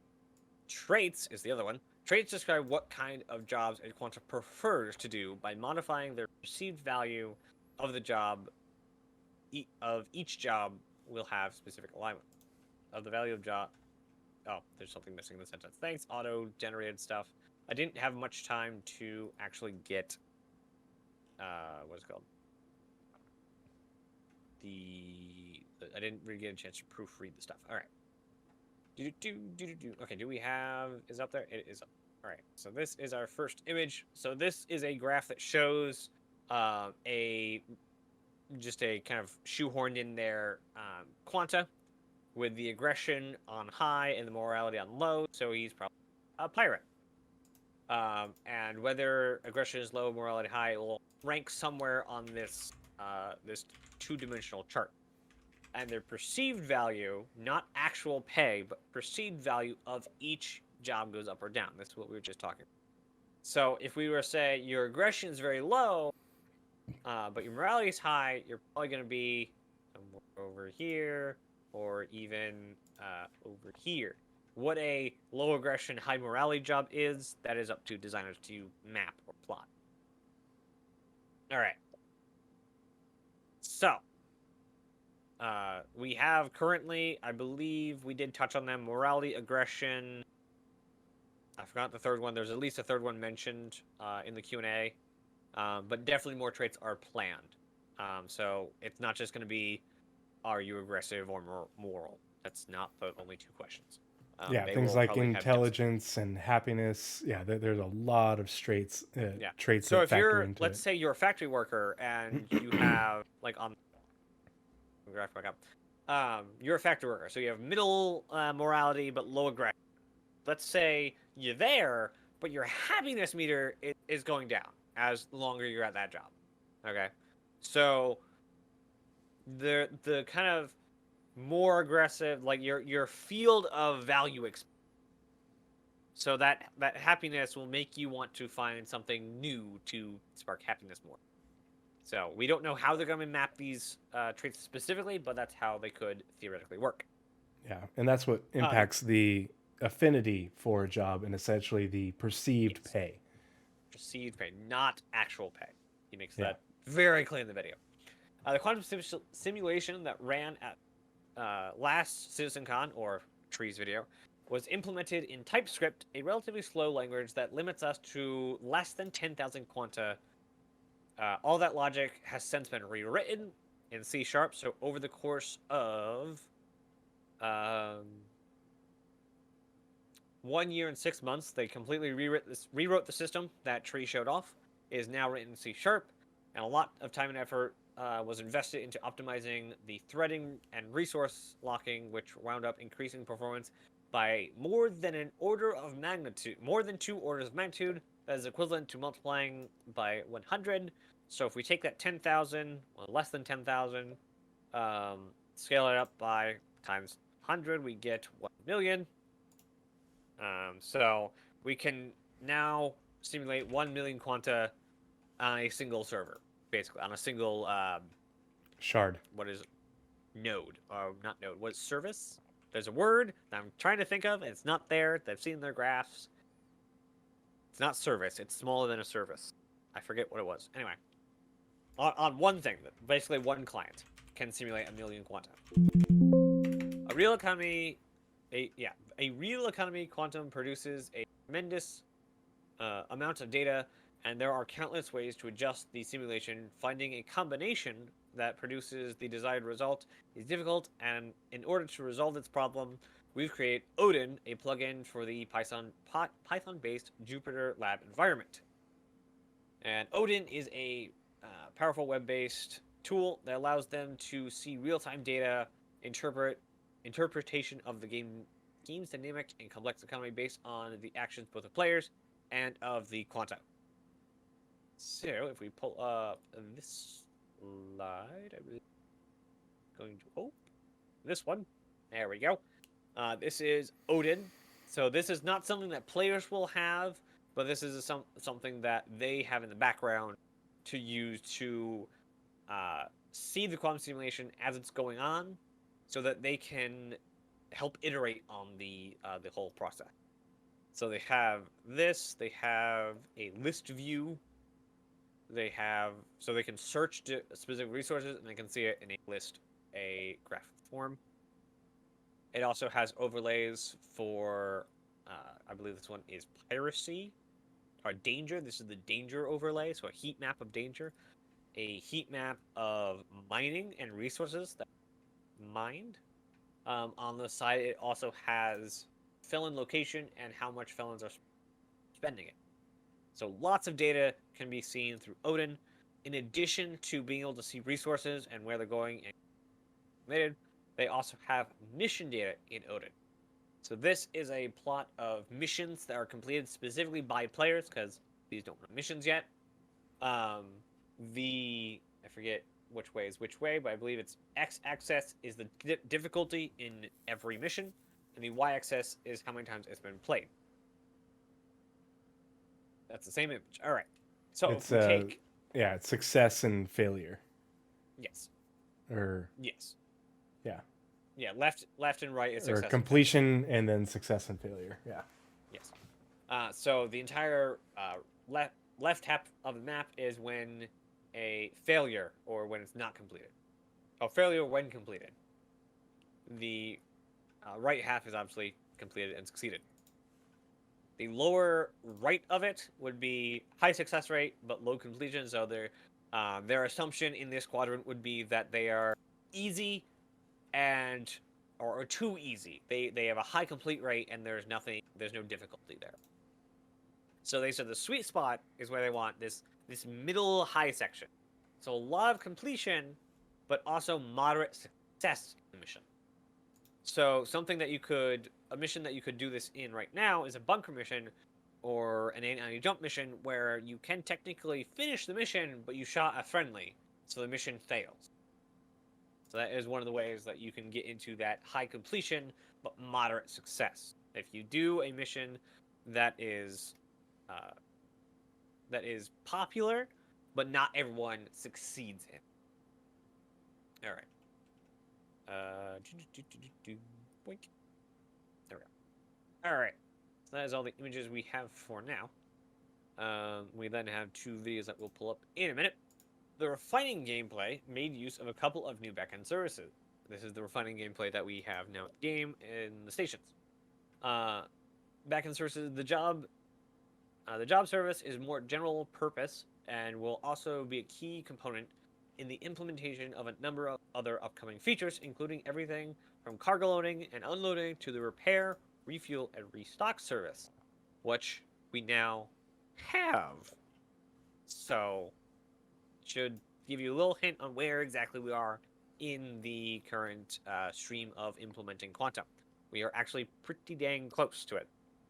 Cargo loading and unloading we don't yet have, so those are still yet to be added, but we do have refuel, repair, and rearm service being used by Quantum. The refining service provides game servers with the ability to retrieve a refiner's available processing capacity and a price quote for a given quantity of material with specific speed and quantity or quality options.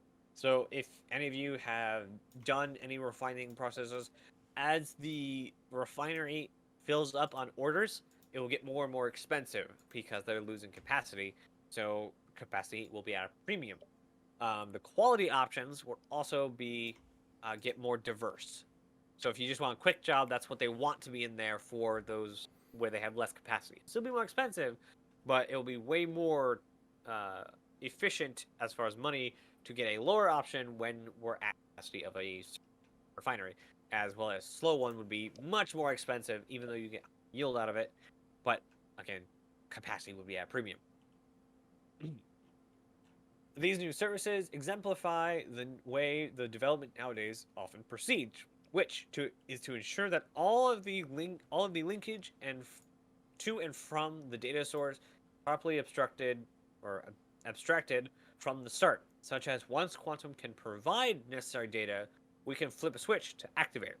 So everything since refineries, every gameplay activated or gameplay developed after refineries has had its linkages done up for Quantum.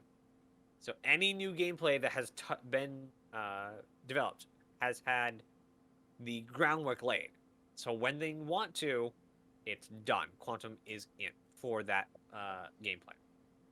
I'd have to go back and look everything that came before it, but everything since it has been done. The resource service also that was completed last year, however, provides Quantum with an API that not only gives it access to information, but also enables those amounts to be modified so that players in Quantum can mine areas, to demonstrate. Quantum mine players in Quantum mine area. Anyways, again, bad English. Will gradually be depleted. So this gives them the ability to have finite resources. Again, they haven't turned this on. I doubt this will be turned on for a while, because again, we're only about to have our second system. When we can start getting 2 or 3 systems out a year, then maybe this makes sense because we'll keep having a new system. At least 2 a year, but that's pretty slow. All right, so we have a video clip to play. I didn't actually add where I'm supposed to stop it, so we'll just stop it after we get to wherever he's done talking about. Yes, this is the gold mine. I don't have a way to give you audio. I didn't think of that. Here. Which one is it? Is it the first clip? Yes, it is. It is the one marked play. The first one marked play. To demonstrate, I brought up a... Ooh, why is that so loud? I don't know. Nope, not that. All right, I've got it. Yeah. And where is planet. this one, right? Yeah. Now I'm going to highlight the So just so we location have of all those of the gold ore. Players in Quanta, of course, would not have this information, and to represent that fact, I'm going to place a shadow over everything. You can see a single quant exploration ship approaching the planet from the right. As it travels across the surface, it will unveil the quantity and location of that ore, visually represented by removing the shadow, and then broadcast that information to other Quanta within its organization. It has discovered a huge vein of valuable ore, and Quanta miners have now started arriving en masse to extract it. They're focusing predominantly on those areas where the concentration is known to be highest, although they'll also consider things like the amount of risk in a given area, perhaps caused by a player or NPC organization fighting to control that region. I'm running this at an accelerated rate, and you can see that the amount of ore at that first large site is declining rapidly. The explorer has now discovered a second field of gold ore near the equator, and because the original deposit has now been mined so extensively, what remains is more time-consuming and difficult to extract, and is thus relatively less attractive. The Quanta have figured this out, and most of them have started to focus their attention on the newer site.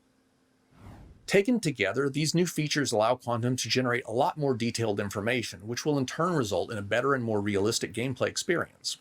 Quantum will know where exactly on the surface of a planet NPCs might be found and what they should be doing. It will understand the value of knowledge and factor its acquisition, sharing, and sale into its calculations, including what any information you eventually attempt to sell would be worth. Quantum has now been pretty thoroughly integrated into our backend architecture, and the service will be built and shipped with all future releases of the game, which took a Did he say stop? Nazeris? Yeah. Did you say stop? Okay. Yep. I was just gonna summarize what he said just then. I still have it muted. There we go. So as he said, Quantum has now been thoroughly integrated into the backend of their services. And it was about to say that it took a considerable amount of time and effort, given how some tools and technologies how some of the tools were built before they had properly had this. So there were ones that were set up and ones that weren't set up to use it. So they needed to take all the stuff that was previously built and to pull it forward to use Quantum.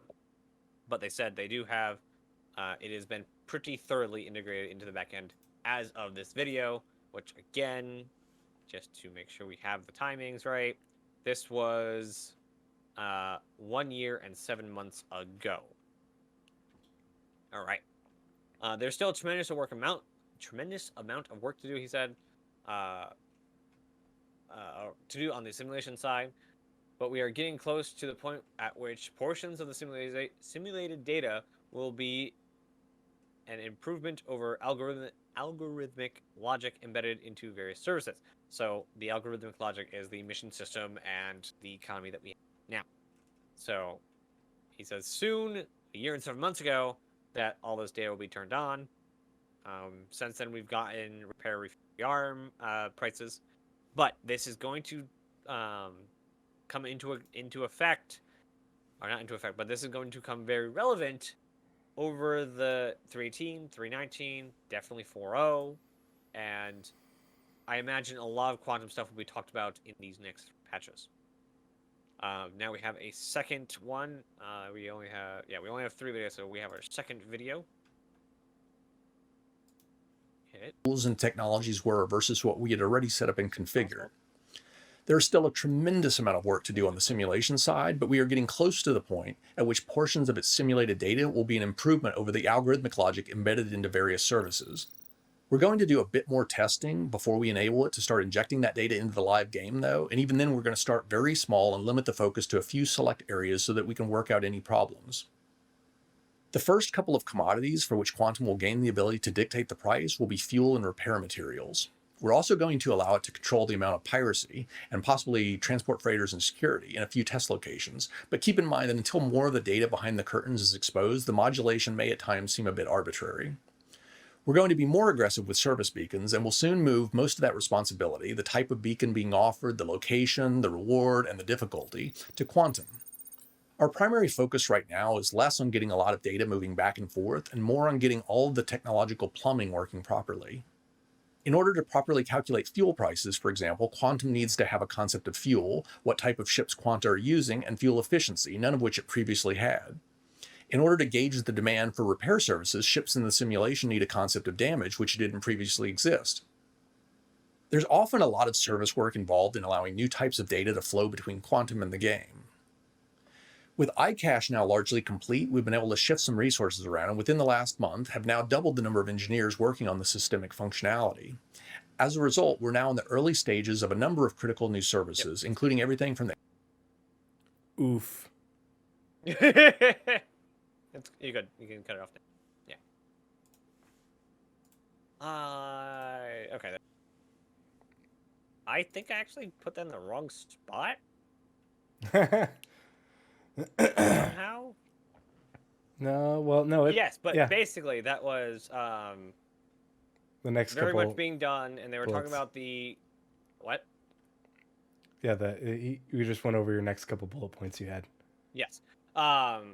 They were talking about how they need to add in some data points that previously exist. And the reason I put that in there was to do with the rearm repair refuel.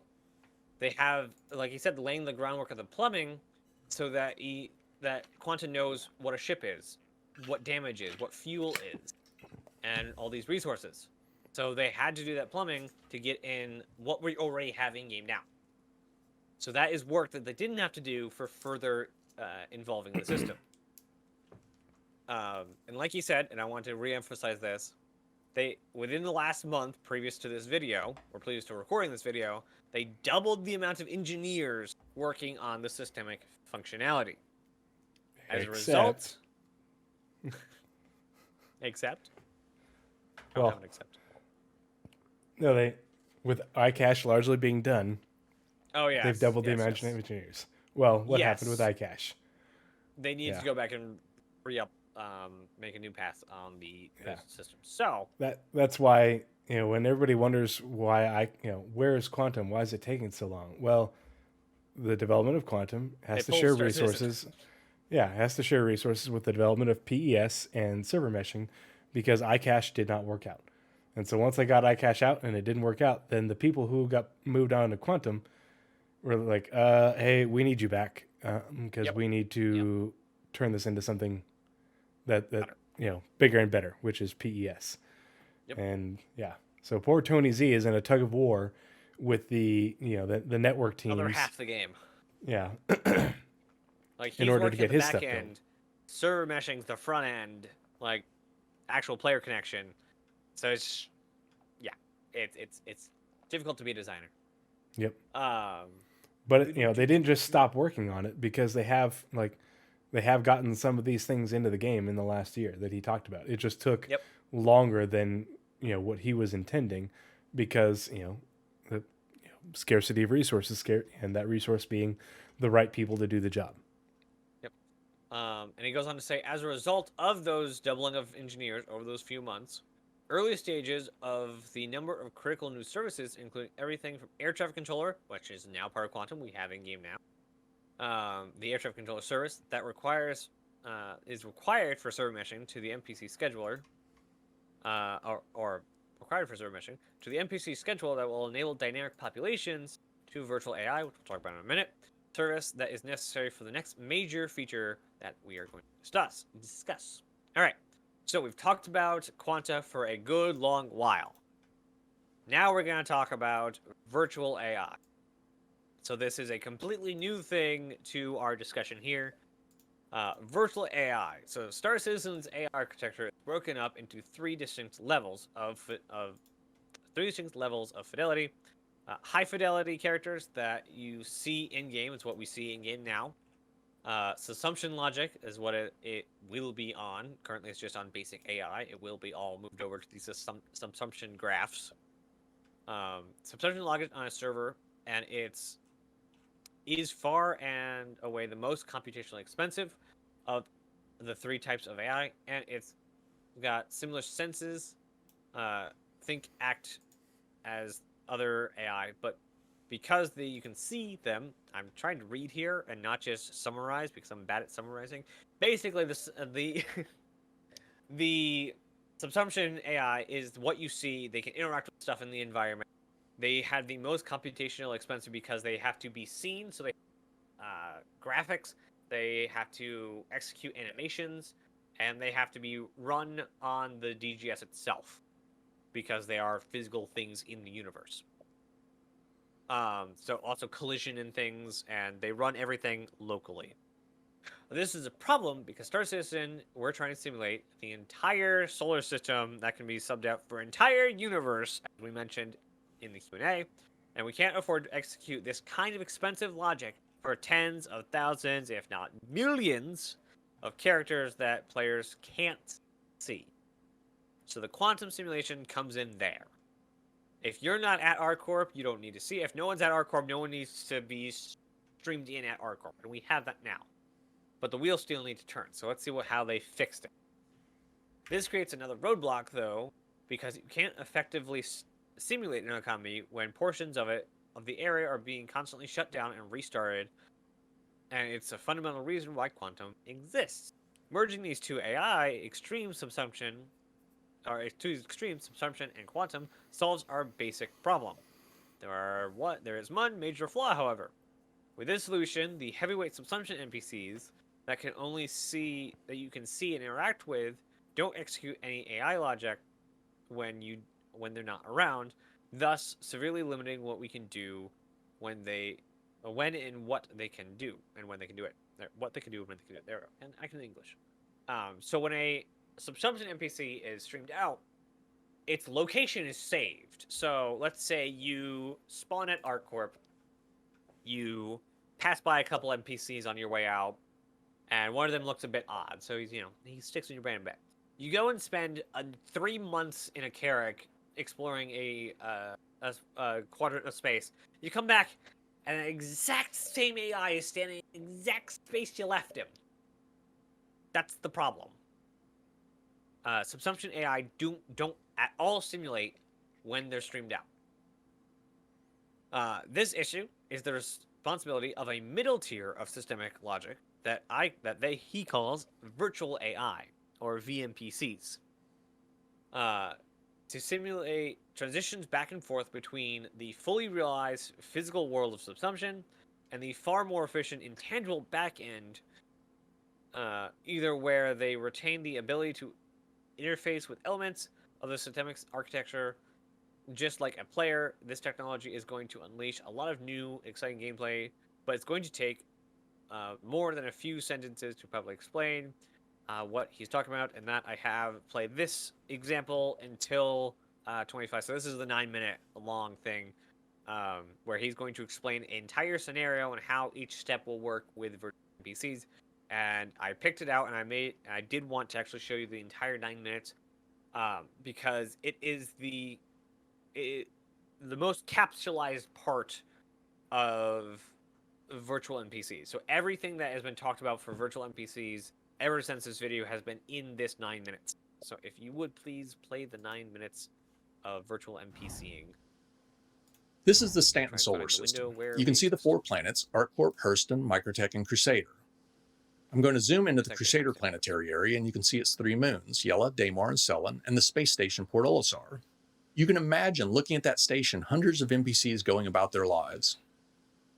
This is how you think of the universe, always in motion, always changing, always real, regardless of whether you're actually looking at it or not. As I mentioned, though, that's an illusion. We can't afford it. When you're not looking, the server deactivates and unloads a lot of unnecessary baggage, but a wide assortment of backend services retain knowledge of everything that really matters and provide an active interface to those systems.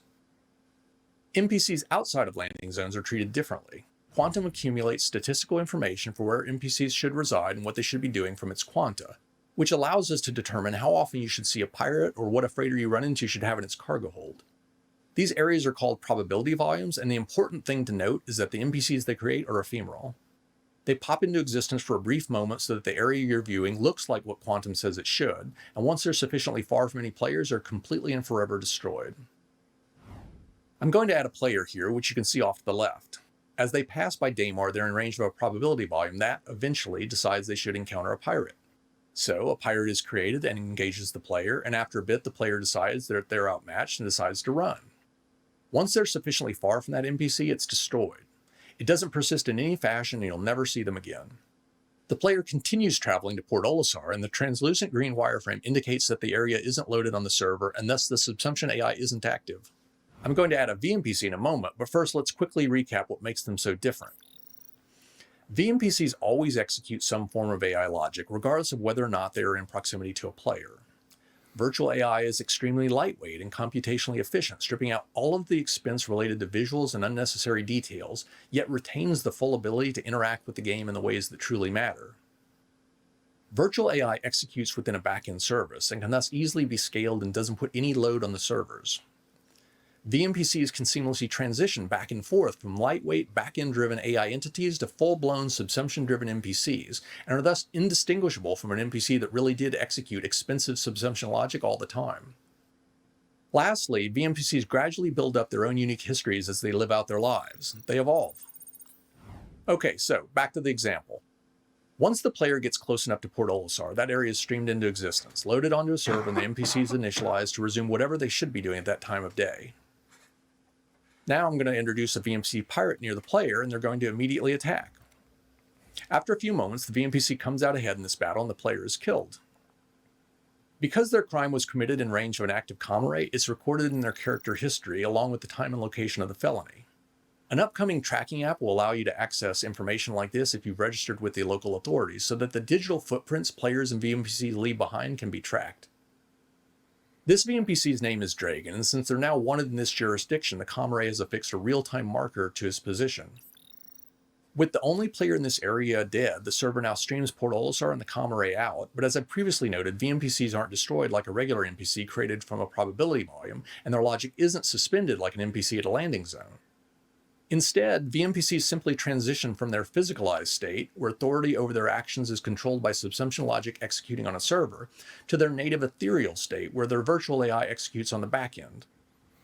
Dragon now begins to exit the area, and the comrade continues to track his position until he passes out of range, at which point the real-time information converts to a last known position report. He's decided that he needs money and he's a bit risk-averse, so he elects to head all the way out to Yella, where there are quite a few transport freighters carrying valuable ore and little in the way of security. Okay, Dragon has arrived at Yella's asteroid field and has now crossed back into range of another active comrade, so his real-time position is now once again being reported as indicated by both the character history and the tracking marker. There aren't any players in this area, and thus none of this is streamed onto a server. Everything you're seeing is a result of a variety of different services communicating with one another. VNPCs trigger probability volumes just like players, and Yella's shows that there's quite a bit of freighter traffic in this area. So, Dragon won't have to wait very long before he generates an encounter.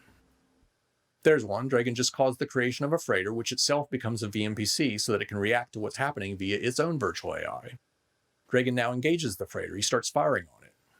He's still within range of an active comrade, and thus this latest crime is added to his character history. He's now wanted for both murder and piracy, and the bounty on him just jumped from 6 to 10,000 UEC. Increasing the size of their rap sheet and the price on their head is one of the simplest forms of VNPC evolution, and over time we'll look to add additional ways for VNPCs to grow and increase their influence, from recruiting followers in an attempt to become a shipping magnate or a crime boss to offering their own missions.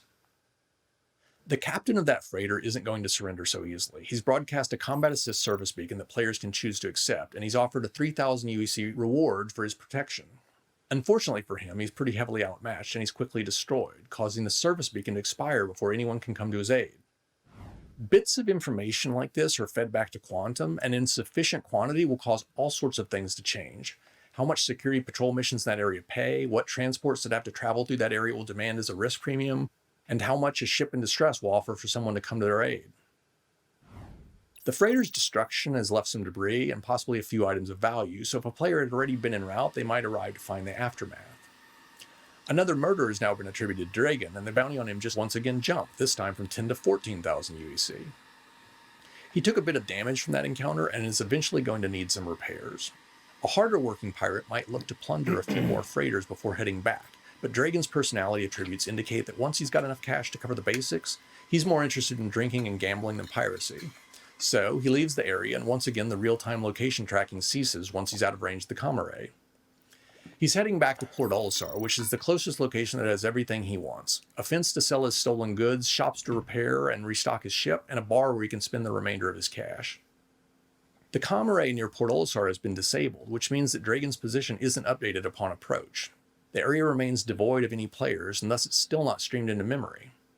Dragon can therefore remain in his ethereal state and avoid a lot of computational expense related to maneuvering his ship, but he still needs to interface with the air traffic control service to request a landing pad and transition from his ship to the station. Services like this are always fully operational and accessible to VNPCs. That landing request is logged to his history though, so while the disabled comm array would make it a bit harder for a bounty hunter to track him, there are lots of other ways by which locational information on a character can be obtained.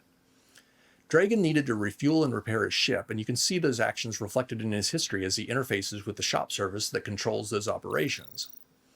When a VNPC transitions to a landing zone that's streamed in, the virtual AI service that drives their logic temporarily cedes control of the character to the NPC scheduler that specifies who resides at what location. This is the same foundation upon which the dynamic populations feature will be built, except that it will be quantum instead of the virtual AI service dictating the changes in the population. The end result is that if a VNPC is assigned to a landing zone and you're at that location, you can run into them like any other NPC. Dragon is now hanging out in the local bar, which was added to Port Olisar for the purposes of this demo. If you were to walk into the bar at this moment, he'd be physicalized with the rest of the environment and you'd actually see him there. Dragon eventually gets his fill of entertainment, or maybe he just runs out of money. Either way, it's back to work, and he'll be jetting back to Yellow to try and prey on more unprotected cargo ships. So he contacts air traffic control to get clearance to leave the area and departs. The same player that Dragon first encountered and killed is looking to exact some revenge, though, and claim the big bounty on Dragon's head. They've surmised that there might be a pattern to Dragon's movement and think that he might head back out to Yella. So they position themselves between Port Olisar, where they know that Dragon just left, and Yella and activate a quantum interdiction field.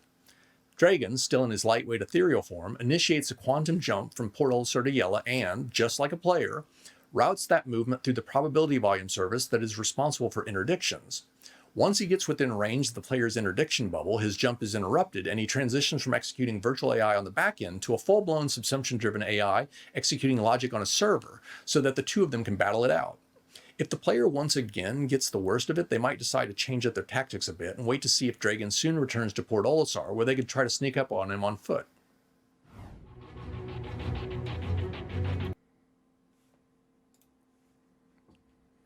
There. Alrighty. Okay. So everything that we know about virtual NPCs comes from that video. I don't think they've said much, if anything, past that one. So, it is a slight tweak on what we heard in the Q&A, where every NPC could have its own story. Virtual NPCs are what will actually evolve and have their own stories, and like he said, eventually be able to become mission givers themselves, not every mission giver being set specifically. A little addition to what he said, because most of the demo was done for piracy, this could also include farmers and miners, virtual NPCs of these type, civilians and people who run shops, landing zones, could all end up being virtual AI.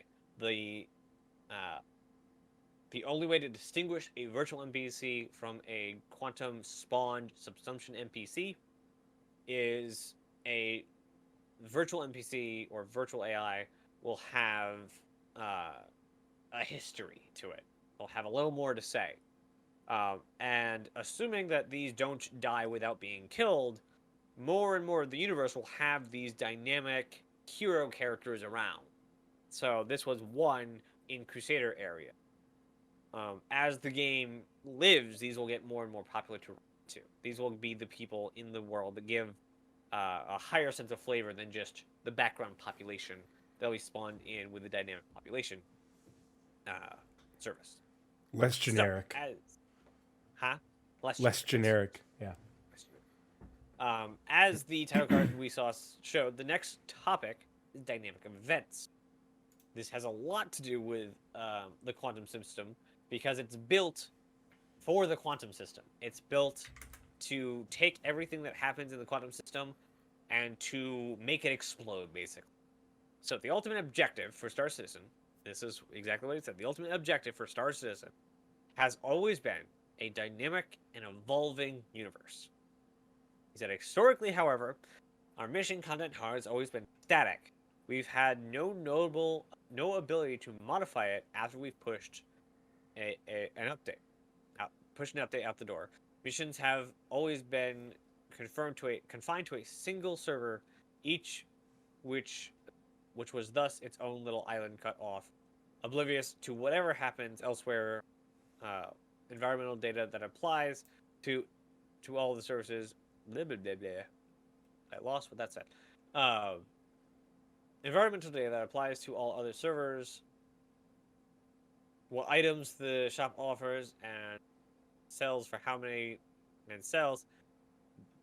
Comma. I can speak. I swear I can. The problem is I didn't put any information in these paragraphs. If pirates are in a given region of space, or what missions are available to landing zones couldn't be altered by the instant mission logic that executes on an individual server since we didn't yet have means of coordinating those efforts.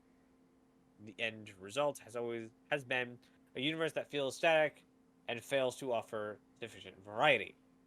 So that's where they were before Subsumption and not Subsumption, but Quanta, Subsumption, virtual NPCs, dynamics, and this is all the problem they're trying to fix. Is basically when they have an update, they push the update, it has all the missions that's going to be played in it, done, dusted, they can't change them. Dynamic events was the first time they were able to have a update go out and then activate something. So, dynamic events are a special type of mission intended to help remedy this problem. They are modular chunks of configurable content that might involve anything from throwing a simple wrench into the wheels of the systemic economy, to a prison break that stresses the law system, to a full-blown invasion of a solar system. Had small ones with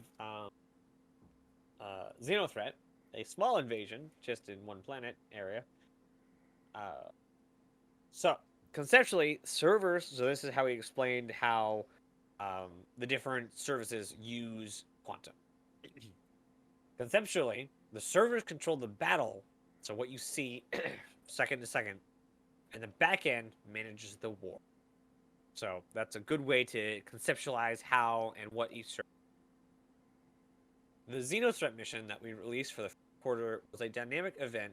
It was triggered manually, although Quantum will eventually gain the ability to automatically activate these scenarios when conditions warrant it. My voice has gone dead. Great. For example, the amount of piracy in an area, when the amount of piracy in an area gets out of control, Quantum might search through the mission library to find a dynamic event compatible with an evaluated amount of piracy and customize it and instantiate that scenario. Instantiate that scenario. There we go. So that a lot of handcrafted content, unique characters, dialogue, challenges, rewards can be blended into the universe simulation. So what it will do. Currently, we've had a lot of chunks of data, chunks of missions that they've just put together and released as events. Those are being built modularly and with parts that can be changed. So let's say the Xenothreat is actually a really good example. Currently, we have Xenothreat attack. Eventually, we may have Vandal attack or Ninetail invasions. Who knows what it will? But it will say somebody's invading this system. What is Quanta? Who's invading this? Okay, sub their ships in instead of Xenothreat. Do you have any lines for this invasion? Yes, we have this line. Okay, we're gonna have those lines coming from a Ninetails instead of a Xenothreat. So it's able to take all these different data points and mush them together to make these different things happen with the stuff that they put out. And all dynamic events have been built within the system. So eventually, and this is not too far off, eventually the system itself, the quantum simulation, will be able to turn off and on these events and to make its own events within the same structure that we've been talking about, the entire economy, virtual NPCs, subsumption, and all the simulation of currently Stanton, soon Pyro, and soon the next system after that. I would not be shocked if we get, I wouldn't be shocked. We're getting the next system really soon, and I won't be shocked, however. And that is what we got. They did mention Quasar, which is the system they use for dynamic events. And they ran through that, but that is very much a back-end system on how to build it. That didn't really have any relevance to... it's a dev-facing system. Yeah. Yeah. It basically, Quasar looks at the quantum simulation, and it is the library, basically, of these dynamic events. It looks at the data that's been given from quantum and says, that one, play. And they have ability to, like I said, spawn them manually or let the quantum simulation do its thing. So that's why it was not included, but that is at the end of the video that we've been referencing, and I will be with the show notes wherever the show notes can be sold. The big thing is all the things that you just talked about that Tony Z mentioned and discussed in this, pretty, super thorough video have all been on the progress tracker, have all been worked on. So we know that these things are occurring and that they are being worked on because these are the things that, if he was mentioning it in 2021 in May and the progress tracker started in January of 2021 and we have seen them on the progress tracker since then, it means that they have been worked on. We don't know exactly to what extent. We can make some educated guesses based off of what we have seen from the quantum simulation in game since this presentation that he talked about. So these are the things that are on their way. They are being worked on now. And now that, iCache is actually, or not iCache, sorry, PES is actually essentially done, that iCache v3. That this work can continue. The last bit that we're going to do for this really long presentation on a super in-depth topic. Bigger and bigger episodes. We're turning into the UK office. We need help. But we're going to take a quick look at the quantum simulation, just the quantum simulation deliverable on the progress tracker. And we're also going to look at the recent mentions on the Shiny Tracker, one of the Shiny Tracker.app reports, because it's relevant to what was said at CitizenCon at the very end, in that they said that Tony Z is working on something and trying to get it out for 318. So... And they didn't say that in any uncertain terms. They said he is trying really hard to squish in as much as possible. Like, that's not an exact quote, but the word they used, he was not like, oh, I hope this comes in. And at that point, that's when they were still trying to get 318 in for IAE. So they had more time. So you can see... He did not sit on his hands while it's been delayed. The quantum simulation... being worked on by the Systemic Services and Tools team.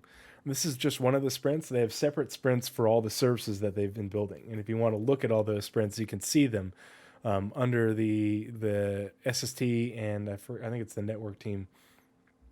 But you can go look for them. The virtual AI, virtual NPCs, Quasar is on there, Odin is on there, Hex is on there. Everything that we've discussed is on the progress tracker.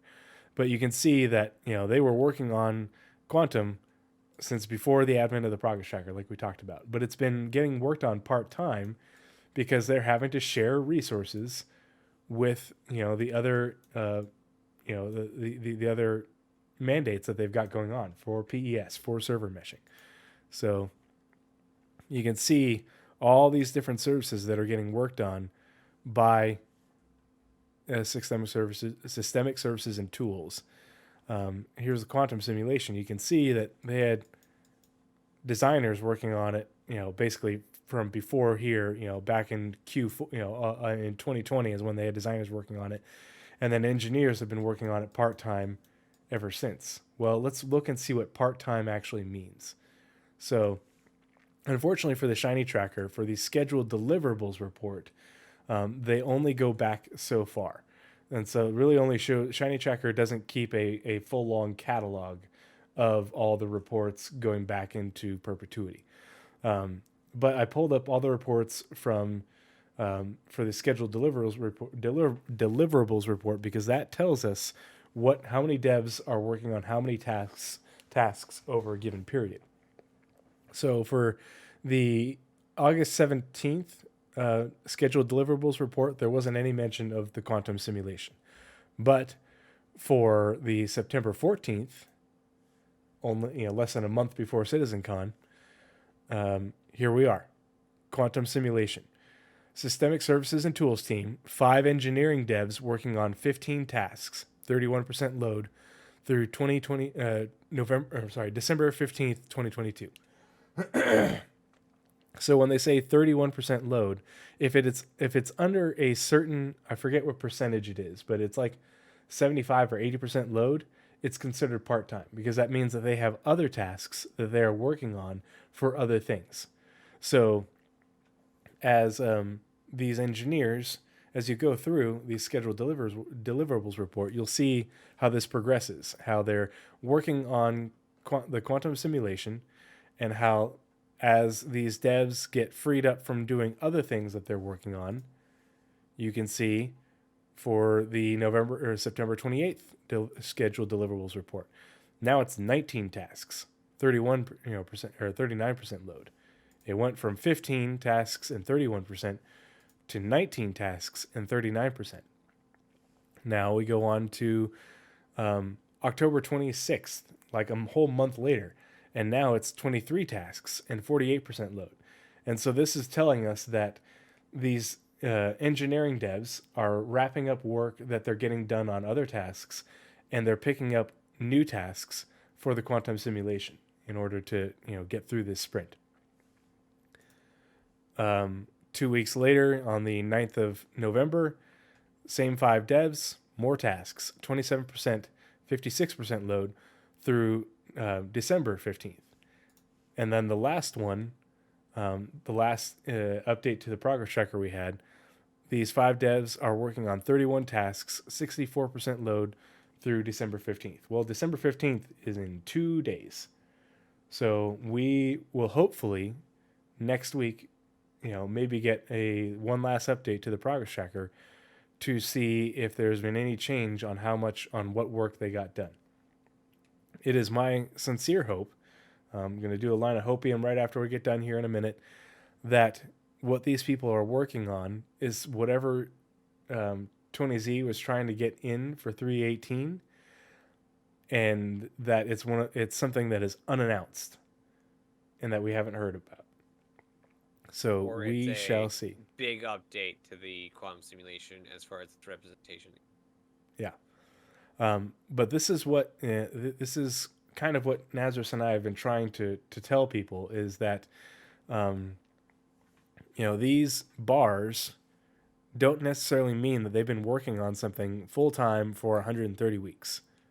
You can see that in this most recent sprint from September through December, that they were only working on it, part-time, a certain percentage. And there's only, but it's those same 5 engineers essentially have come back to work on the quantum simulation for that period of time after having worked on something else. So we don't know where they were.